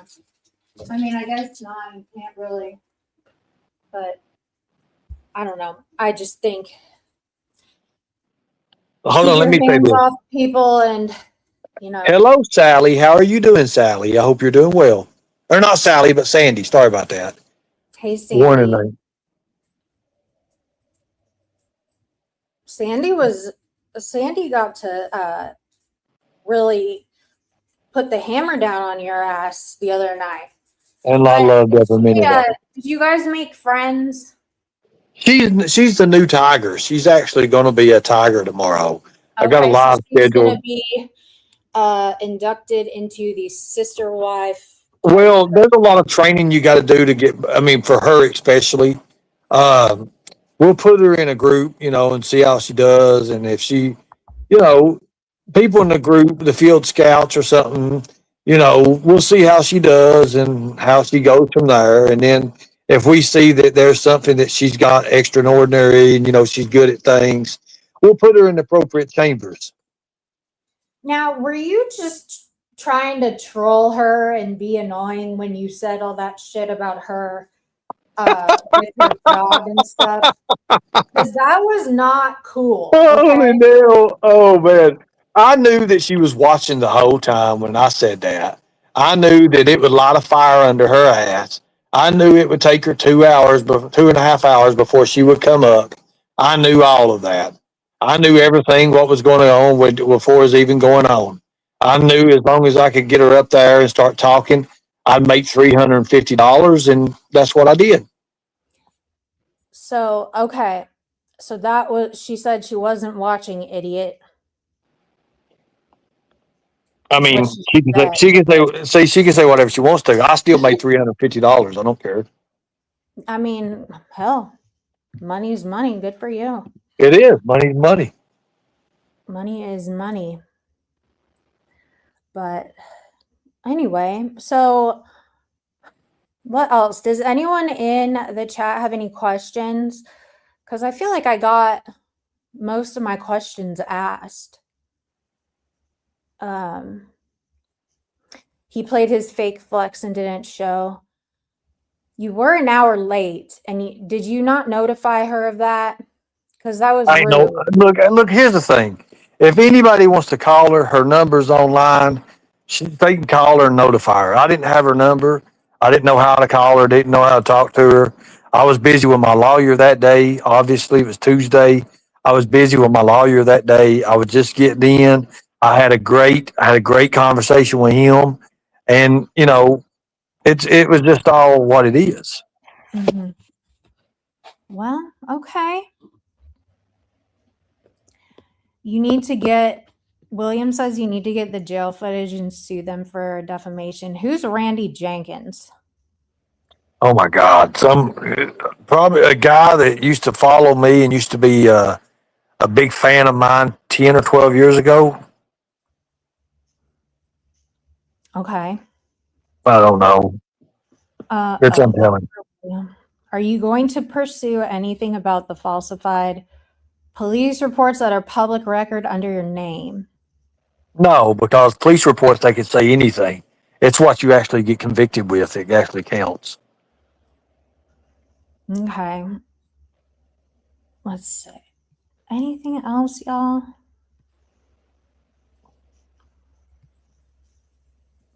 I'm looking.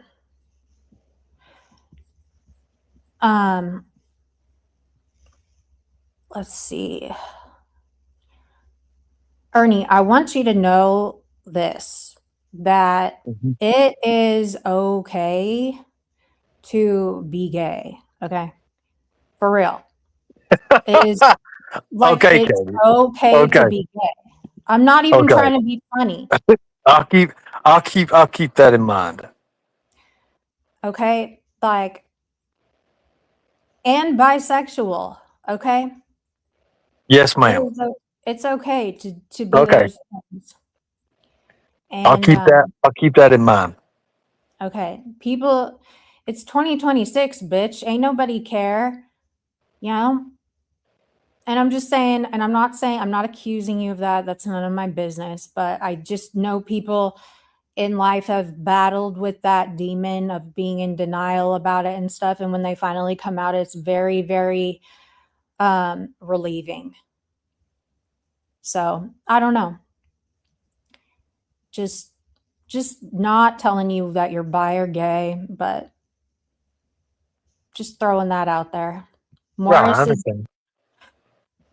is you left Rook, so you left me right. Oh, you didn't want to be here, Jess? I'm sorry. Oh my God, did I just see my girl, Princess Fuzzy Butt? She don't like you. Oh, how are you? I haven't seen you in a long time. Oh yeah, because I have it both going on. Chris said to him, every time he visits, he left early. He knew Chris. No need to deny knowing him. And if you knew Chris from beforehand, I mean, let's say this. If we're going to go that route, let's say this. What got me is the interview that was done with Clean Urine Stash. mm-hmm. When he gets out, he goes in, he says, wait a minute, and all that. And then when it shows it again, he's automatically got they're automatically, Nicolina's there, Nicolina's directing it. All that's going on. cash apps are running or whatever the hell it is. He's getting money. He's getting paid.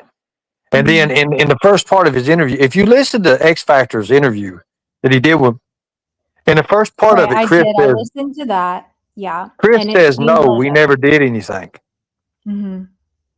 So then later on, after all that shit's over, and he talks to Clean Urine Stash some more and all that, more money's coming in. And it's untelling what they're writing in the messages in Cash App. It is, it is what it is. I never done anything with Chris, never. And that's why, and he actually told the truth in the beginning of that, in the beginning of it. So I don't know anything else about it. As far as me being gay, no, I'm not gay. Are you bi? No. Okay. Me neither. It's all good. Yeah, no one cares about your preferences. No, I'm not gay. I'm not bi. I love women too much. Yeah, I get it. I don't love women too much, but I get what you mean. So let me ask you Katie this. loves men. Huh? I said you love men. Yes, I do. Yes, I do. Why did they think your name was Cole? I totally forgot about this. How did that even start? I have no idea, Katie. I don't know. I don't.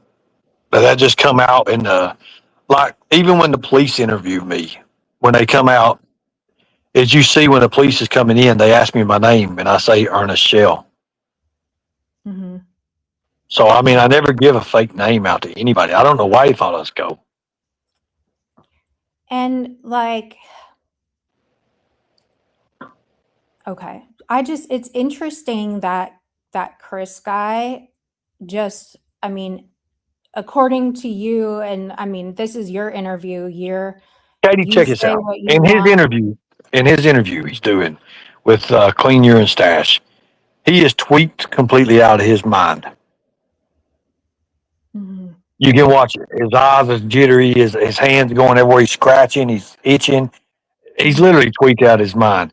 Whenever time you've ever seen me like supposedly out of my mind, you never see me scratching or tweaking out. I don't tweak out. I go into a serious mode to where I go into a fight or flight mode. A defensive protecting mode is where I do.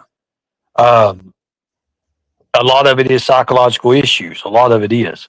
I have a lot of that. Like right now, I'll tell you right now. So it's so hard for me to get with a new partner, with a new girlfriend. Okay. It's hard because of all this bullshit people have said about me and on YouTube. So psychologically in my mind, like I'm thinking to myself, like, I don't disclose this, I don't disclose that, they say, but I do. I always do. I always do. And then they make up shit. Everything I say gets twisted. Like I said something on X Factors about there's certain states you have to disclose it in and certain states you don't. And you know that by whatever state you're in, the doctors tell you automatically whether or not you have to disclose it. Certain states you don't. Certain states you do. Tennessee's one of them you do. Kentucky's one of them you do. Florida, you don't have to disclose it unless it's like you're actually doing something with the person beforehand. You disclose it then. But it's something that don't have to be out there. So you think that, this is what I'm kind of getting from you. You think that when they called the police on you, they managed to get a hold of Chris, and then they kind of conjured up a plan to interview Chris after you got taken, and then they just wanted to make it look a certain way to make you look bad. Is that what? I honestly believe that. I do. I believe that. Okay. I would love to pick their minds on that. I would, because when they're showing stuff and they're showing this and that, he holds his phone over to the side like you can't see it. Like here, like he's like, then you're a stash or whatever. He's always derogatory. If it was a fair interview Everything he's saying, oh, he's a sick dude. Everything's derogatory. Everything is. I'd like to break his nose, literally. If I ever met him in real life, I would whip his ass, literally. But he's over there and he's like, oh, yeah, I can verify it. Yep, that's what it is. But you can't see the phone. If they show a picture of me, that's me back 20 years ago. The picture is 20 years old on the internet. It's Was it on the Google. same one that they showed in Shelby's trial? I don't know if it is or not. I have no idea. I just know that the photo that they show, it's on Google. It was taken it's probably 15, 20 years ago. And that's the only one they show. Wouldn't he have more photos of me, like verifications and stuff like that? And wouldn't you see the chat log with it? That's what got me. There was no chat log. It was just a photo pulled up there. Anybody can take a screenshot. Mm-hmm. Anybody can screenshot it. Anybody can screenshot a profile on an app. Anybody can. Right. Why would you have that already screenshotted before he came to know? How would you have that automatic to know when he asked for it? Here it is. It's screenshotted. How would you know that? Unless you've already been prepped for it. See, that's what got me. Got it. So, have you spoken to Chris at all after this? No, I never knew him in the first place. You never called and cussed his ass out, and you didn't want to Nope. get your lick back or anything, because if he lied on you like that, I mean, that was a serious. No, That because was kind of a serious production. How they put all that shit together in a matter of minutes or whatever. Like, you get people back. You get people back under the table. You don't put it out there. You get people back under the table. Nicolina, all of those people under the table. You don't have to put it out in public. And the thing about it is, when people know when you go to jail, you meet people from Detroit, you meet people from other places. You understand. You have a bond with those people, those criminals, because you sit there and you share a home. You share a home with them in the jail, so you get to become friends with those people. So I still have contacts with people in jail. Still, I still put money on their books, stuff like that. I still talk to them and shit every once in a while on their tablets. So yeah, I mean, I'm not going to tell everybody. I don't put my cards out there, Katie. I'm not a good look. If people think that I'm all a good guy, I'm not. Not by no way. No way. I'm a good guy. Because I can't say that I'm a good guy because they are some evil shit that I get into and that I do. Doesn't mean that I'm a mean person and want to harm people, but there are some things about me that I do that if people know, they would be like, oh shit, how in the hell? Why would you do? I'm not saying I'm a good guy. I never have after I got my first felony. We know. Like But you said, what are you doing out of jail? You've done too much. You don't have to be a bad dude. Like, your actions and behaviors in the past don't have to define who you are today. I mean, you can always be a better version of yourself. That's how we change, We quit doing that same behavior that's, detrimental to ourselves and other people, and clean it up, I've had to do that. I mean, fuck. Yeah, and I'm a controversial kind of guy. I know what content is. I know how to keep people on the edge of their seats. I know how people keep people guessing. So I don't just go and give everything away like that. I would never do that. Have to. No, I don't give anything away like that. I mean, you like to talk too much because you love talking about yourself. So you give yourself away and you don't even realize it. Katie, I say things that just get me into it because I know it's going to get me into it. And I know people is going to come back to my channel and watch it.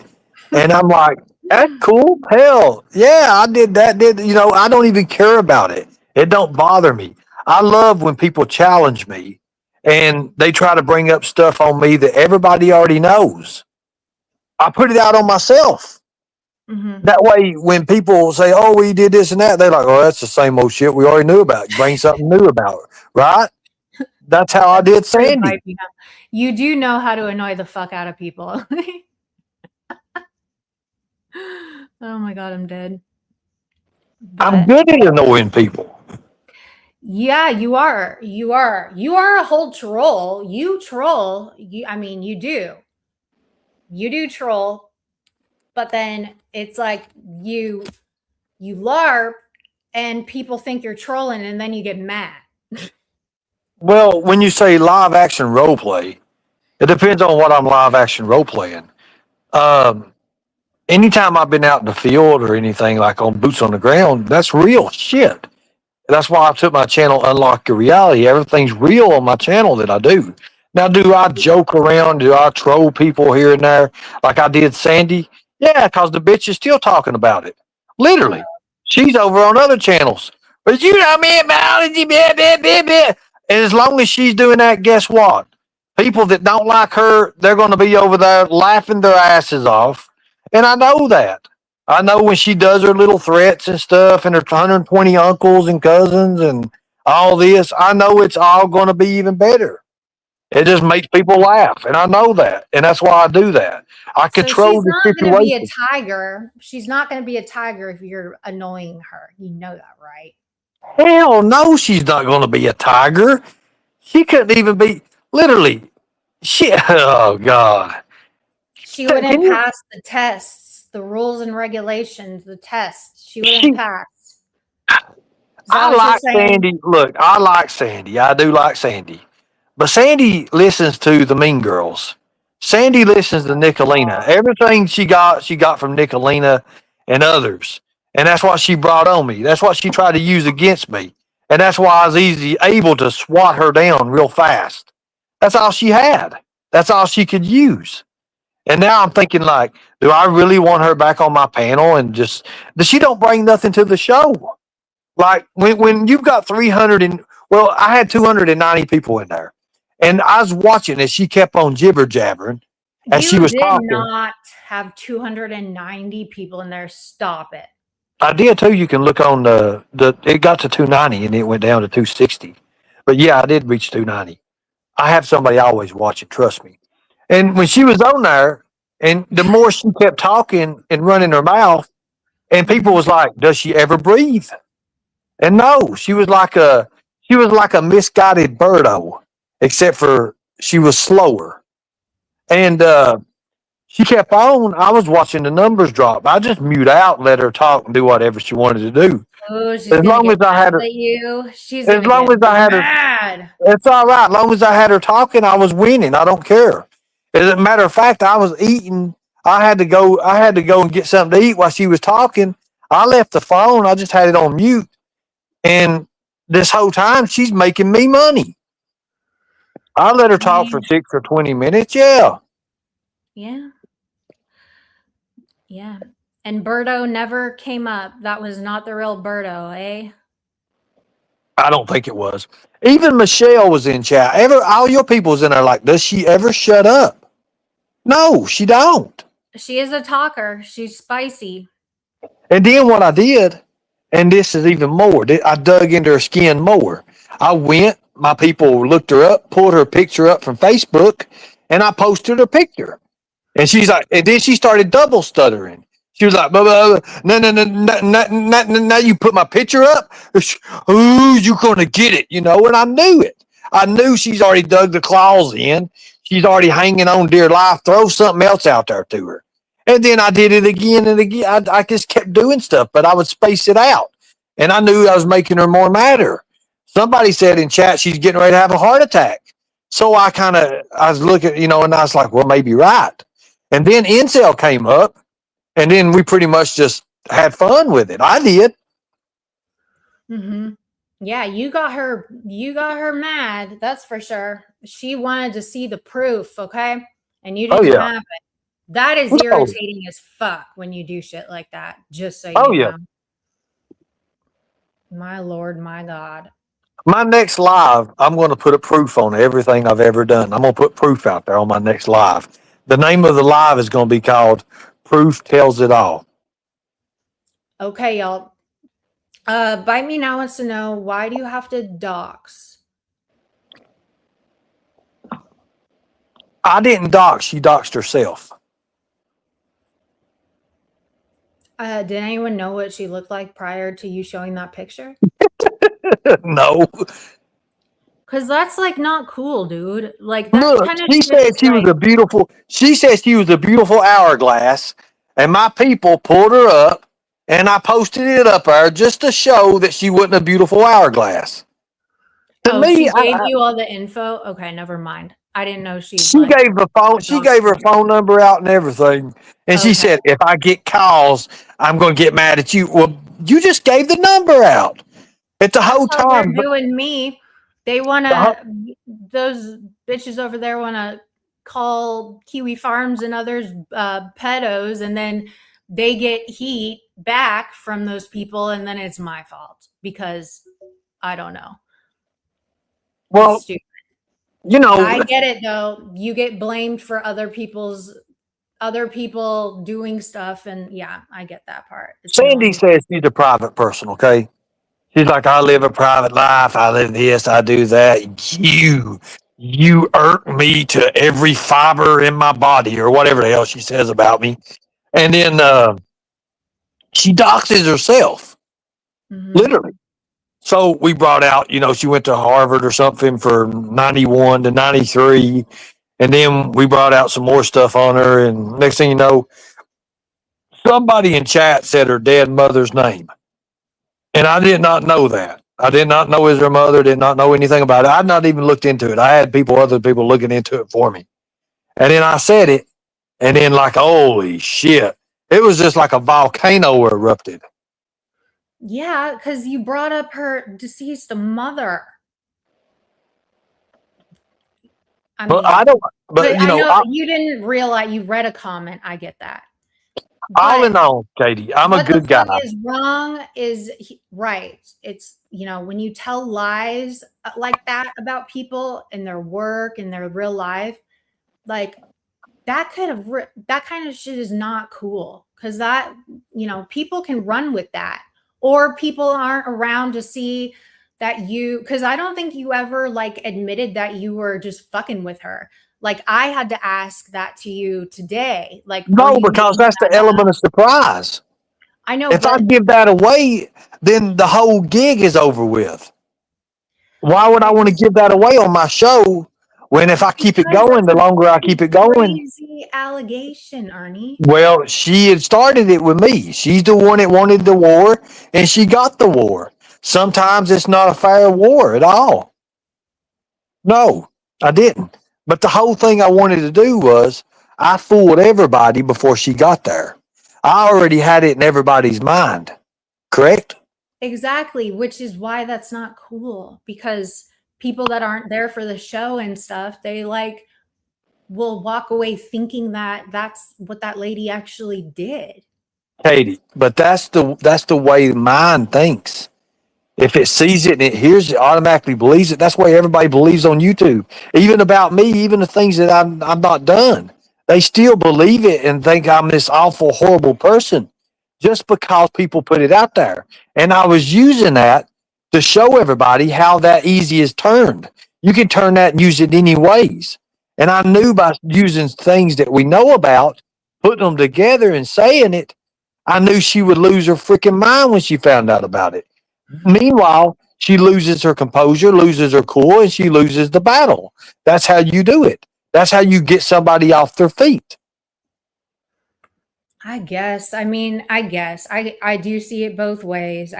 Like Sweet Tea. I see your way, but I also see like Let me read don't this. do Michelle, that. nobody in this community is ever going to take me serious no matter what I do.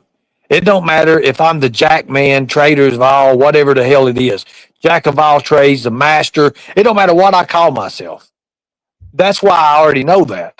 I already know this community what it is, but I also know that I'm the content for this community. So when I bring in other communities, like in the media, when I get on the media and everything, and it overflows everything, I'm going to get their subscribers, their people, their followers, thousands and thousands of more. And then I know this community, which it is what it is on this community, it's going to follow as well. It's going to follow. It's going to follow as well. And then people are going to flip flop because all this community is flip floppers. But I know Not by me. bringing other people in, they're not flip floppers, and I'll win either way. That's strategy. You're a flip flop. Well, you just admitted you are. I'm not a flip flopper. That's why everyone's mad at me. I'm not a flip flopper. I don't flip flop. Yes, you I tell do. who? You've been a mean girl. You flip flop with I've Mark never all been a the mean girl. time. I've never been a mean You girl. flip flop with Mark. You're friends Oh, with uh Mark pays me money. David. I mean, if people are giving me money, I'm going to say Right. whatever. That is being a sellout. Okay. You're buyable. You are purchasable. I wouldn't say I'm purchasable. Like, if people are watching my channel and they're like, "Oh yeah, we'll do this and that," and then they're gonna give me some money or do this and that, yeah, I'm gonna acknowledge that person. Doesn't mean I'm going to take what they say seriously. No, no, hell no. I mean, I used to have people give me $300, $400, $500 every other day, like just to give it to me, and I'm going, Damn. that was at a time when I mean, I made thousands upon thousands of dollars, but was actually doing things going, and that's how I paid. Everybody was like, "How do you get from place to place?" Bus tickets is not cheap. Uh, Travel expenses is not cheap. All this shit ain't cheap. So you have to be doing something, and people like it. It's content. Mhm. So that's why I tell everybody, I want everybody to get paid. All content creators to get paid. If they're out there doing something, they need to get paid. That's true. If I'm out here and I'm putting 2-3 hours in my day, I'm going to get paid. Whether it's 15, 20, 40, 50, 100, $200, I'm going to get paid. As simple as that. That's the way you got to put your mindset. You can't just say, "Oh, I'm not doing it for the number." Da, da, da, da, da. You're on YouTube. You're doing it for the numbers. Simple as that. You're doing it for the people. You want people to like you. You want people to understand you. But the fact of the matter is, you got to take the good with the bad. I know that. I know that. So Slow It Down wants to know, why did you dox Sandy's father? I don't know if you did. I wasn't around when all that happened.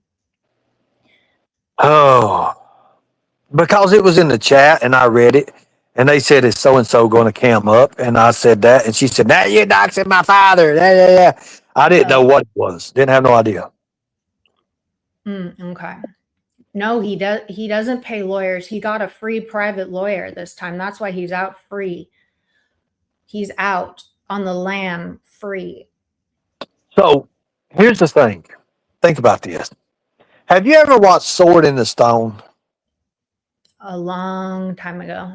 When you was a kid, right? Merlin, King Arthur, right? Arthur, and he has to pull the sword from the stone, right? Yep. Do you remember the end of it where it shows Madam Mim? No. The witch But I that remember didn't like, Madam Mim. yeah, the Madam Mim, it showed she didn't like sunlight, right? Yes. Right. Okay, so that looks just like Sandy.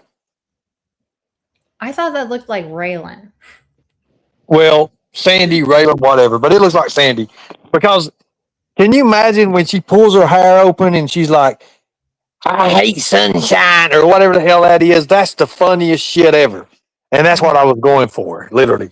I was starting to make an avatar of that, but then I Oh thought my that's going too God. far. Madam Mim. That is so random. Sword in the Stone. That movie is like old. That's one of the That is the classic. old movies. My God. That is a classic. But so does anyone else have any questions? Anybody? McDonald's sold deep fried dill pickles. They'd be called McDildos. I'm dead. So everybody's wanting to know what I'm going to do next. I'm going to go after Tyrant Bird. Okay, we don't know who that is over here. Okay, sorry about that. Sorry. No, you're good. You're fine. You're fine. We're not. Yeah, I understand that. That's like the beast or something. You can't say that word. Yeah, he who shall not be named. But okay, you're gonna do that, and then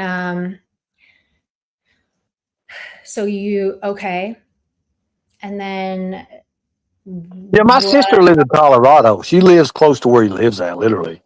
I'm going to go visit my sister, and we're going to I'm going to see if he'll do me like he will Tonic the Fox. Okay. And I'm going to put it on live, and I'm going to bounce him around. I'm going to show him he can't do it. I'm just going to show him. I'm going to show him a country boy can beat his ass any day, anytime, any place. Simple as that. Anyways, Michelle, if you want any questions, like I said, you got my email. Just email me. I'll answer any questions you want. I ain't care. I don't care. I don't care about it. Yeah.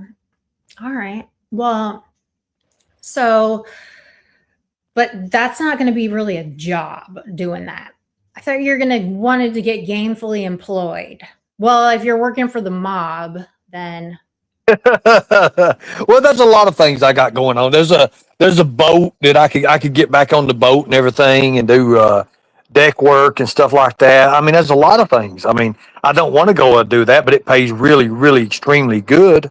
I don't want to have to do that stuff. I mean, I will be going out toward the beach somewhere. I'm going to be going to the beach and taking my time and everything. But my big goal is not to go live 2 and 3 times a day.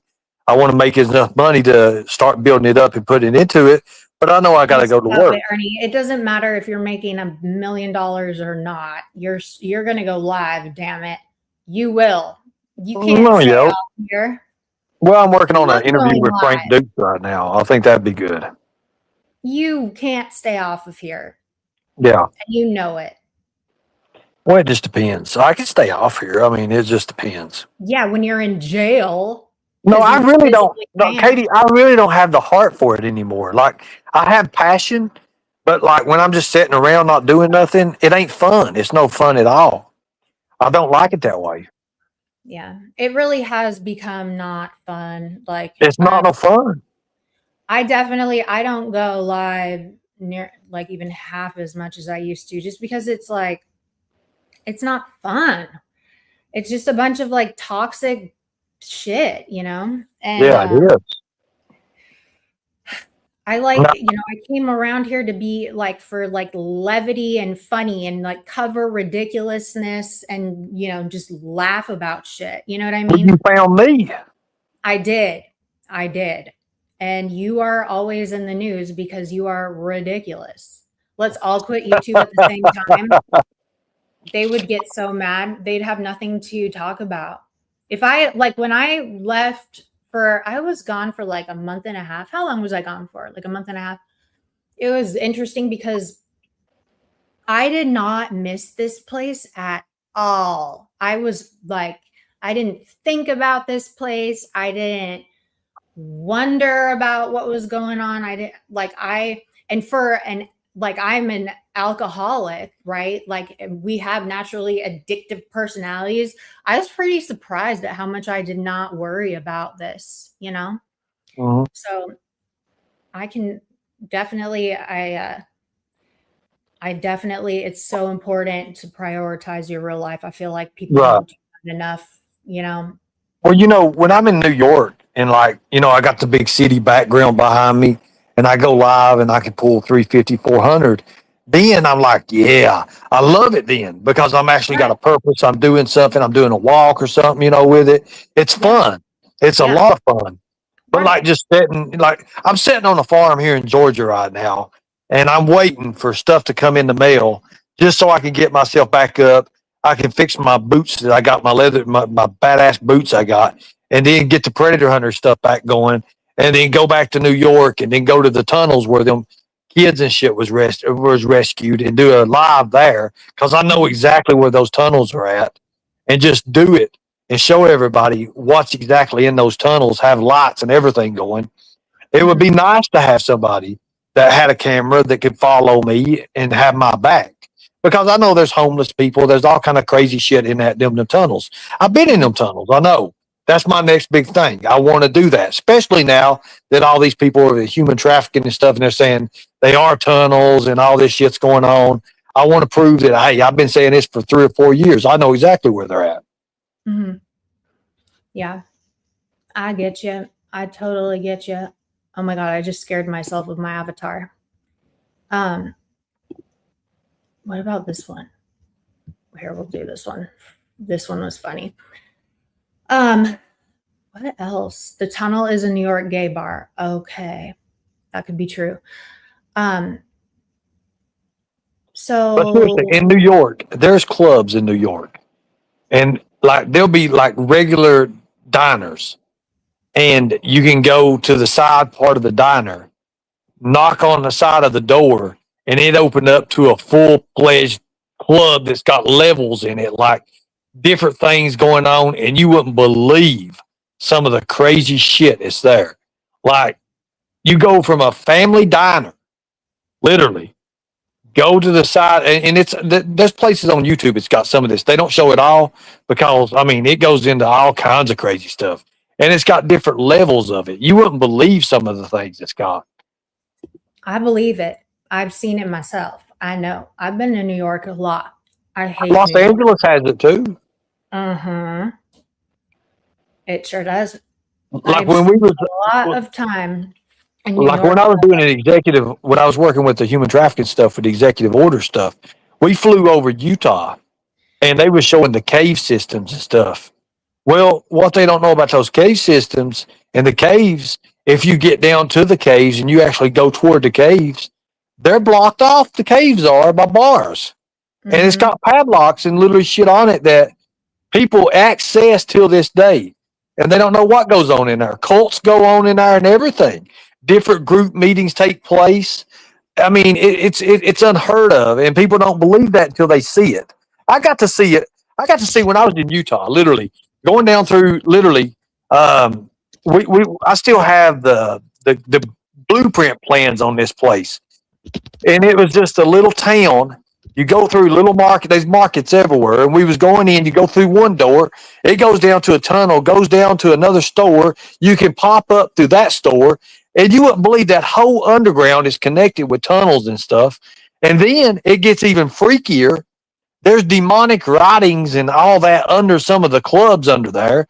It's crazy. I've been there. I know that. I know exactly where it's at. And that's stuff like I want to do my content around. You know, I want to be able to go to haunted houses. I want to be able to do this. I want to be able to do that. You remember the stuff that Lisa and I used to do? No. You don't remember when we would be going on adventures? I wasn't around when Lisa was around.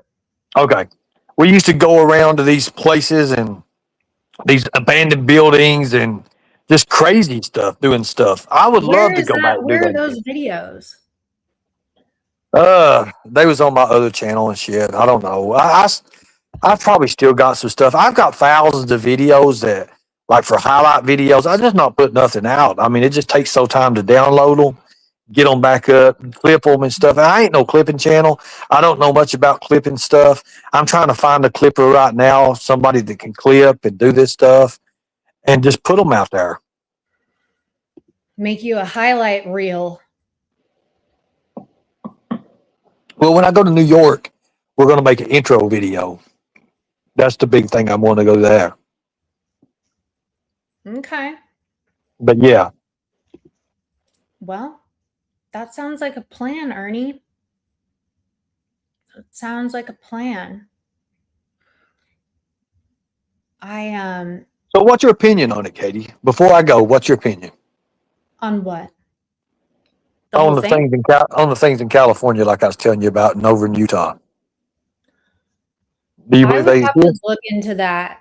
I don't, you know, Let me ask you a question. You're in California. Why don't you take and go around to some of those clubs that I was talking about? Just show the entrances and stuff. Show that they do that. they do, y'all. They do it. I know Yeah. they do. I know they do, and I Because know what they do. I'm like, oh, I'm too old for that. Okay. That was Well, like in my past life. Katie, that's trafficker. Look, okay, so we did one thing one time.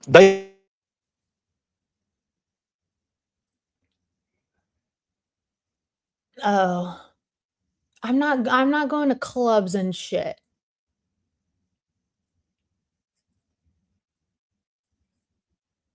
He just cut out, y'all.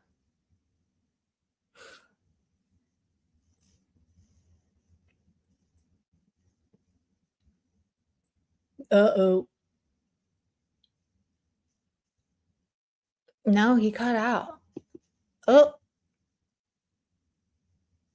he must have cut out.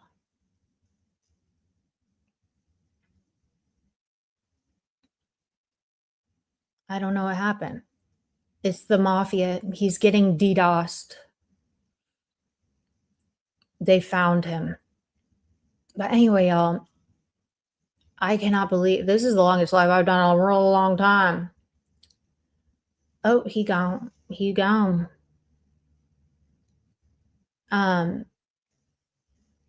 His lawyer pulled his internet. They cut the chance. They went and just cut the internet off.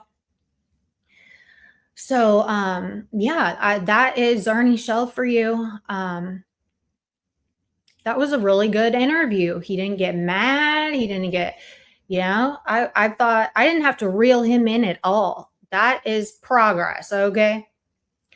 I didn't have to reel him in at all, but I did let him, talk. And again, this will be picked apart, and I'm sure there will be a lot of things that was said in here that just won't make a lot of sense. And, this is Ernie, but I figured, I wanted to hear about what really happened, and I wanted to go over that police report and stuff to just see what he had to say about it and stuff. And the man is very eccentric. He is always running around doing crazy shit. And he can talk forever and ever and ever. And I'm tired, okay? I need food and Reese's and shit like that. So I am going to go, and I hope that this interview was a massive leveling up of what Mama Teabags does in her interviews. This is called professionalism. This is what people should be doing when they actually want a successful interview. Do you know what I mean? So yeah, I will see you all later, and thanks for coming through. I appreciate all of you all. All right, bye.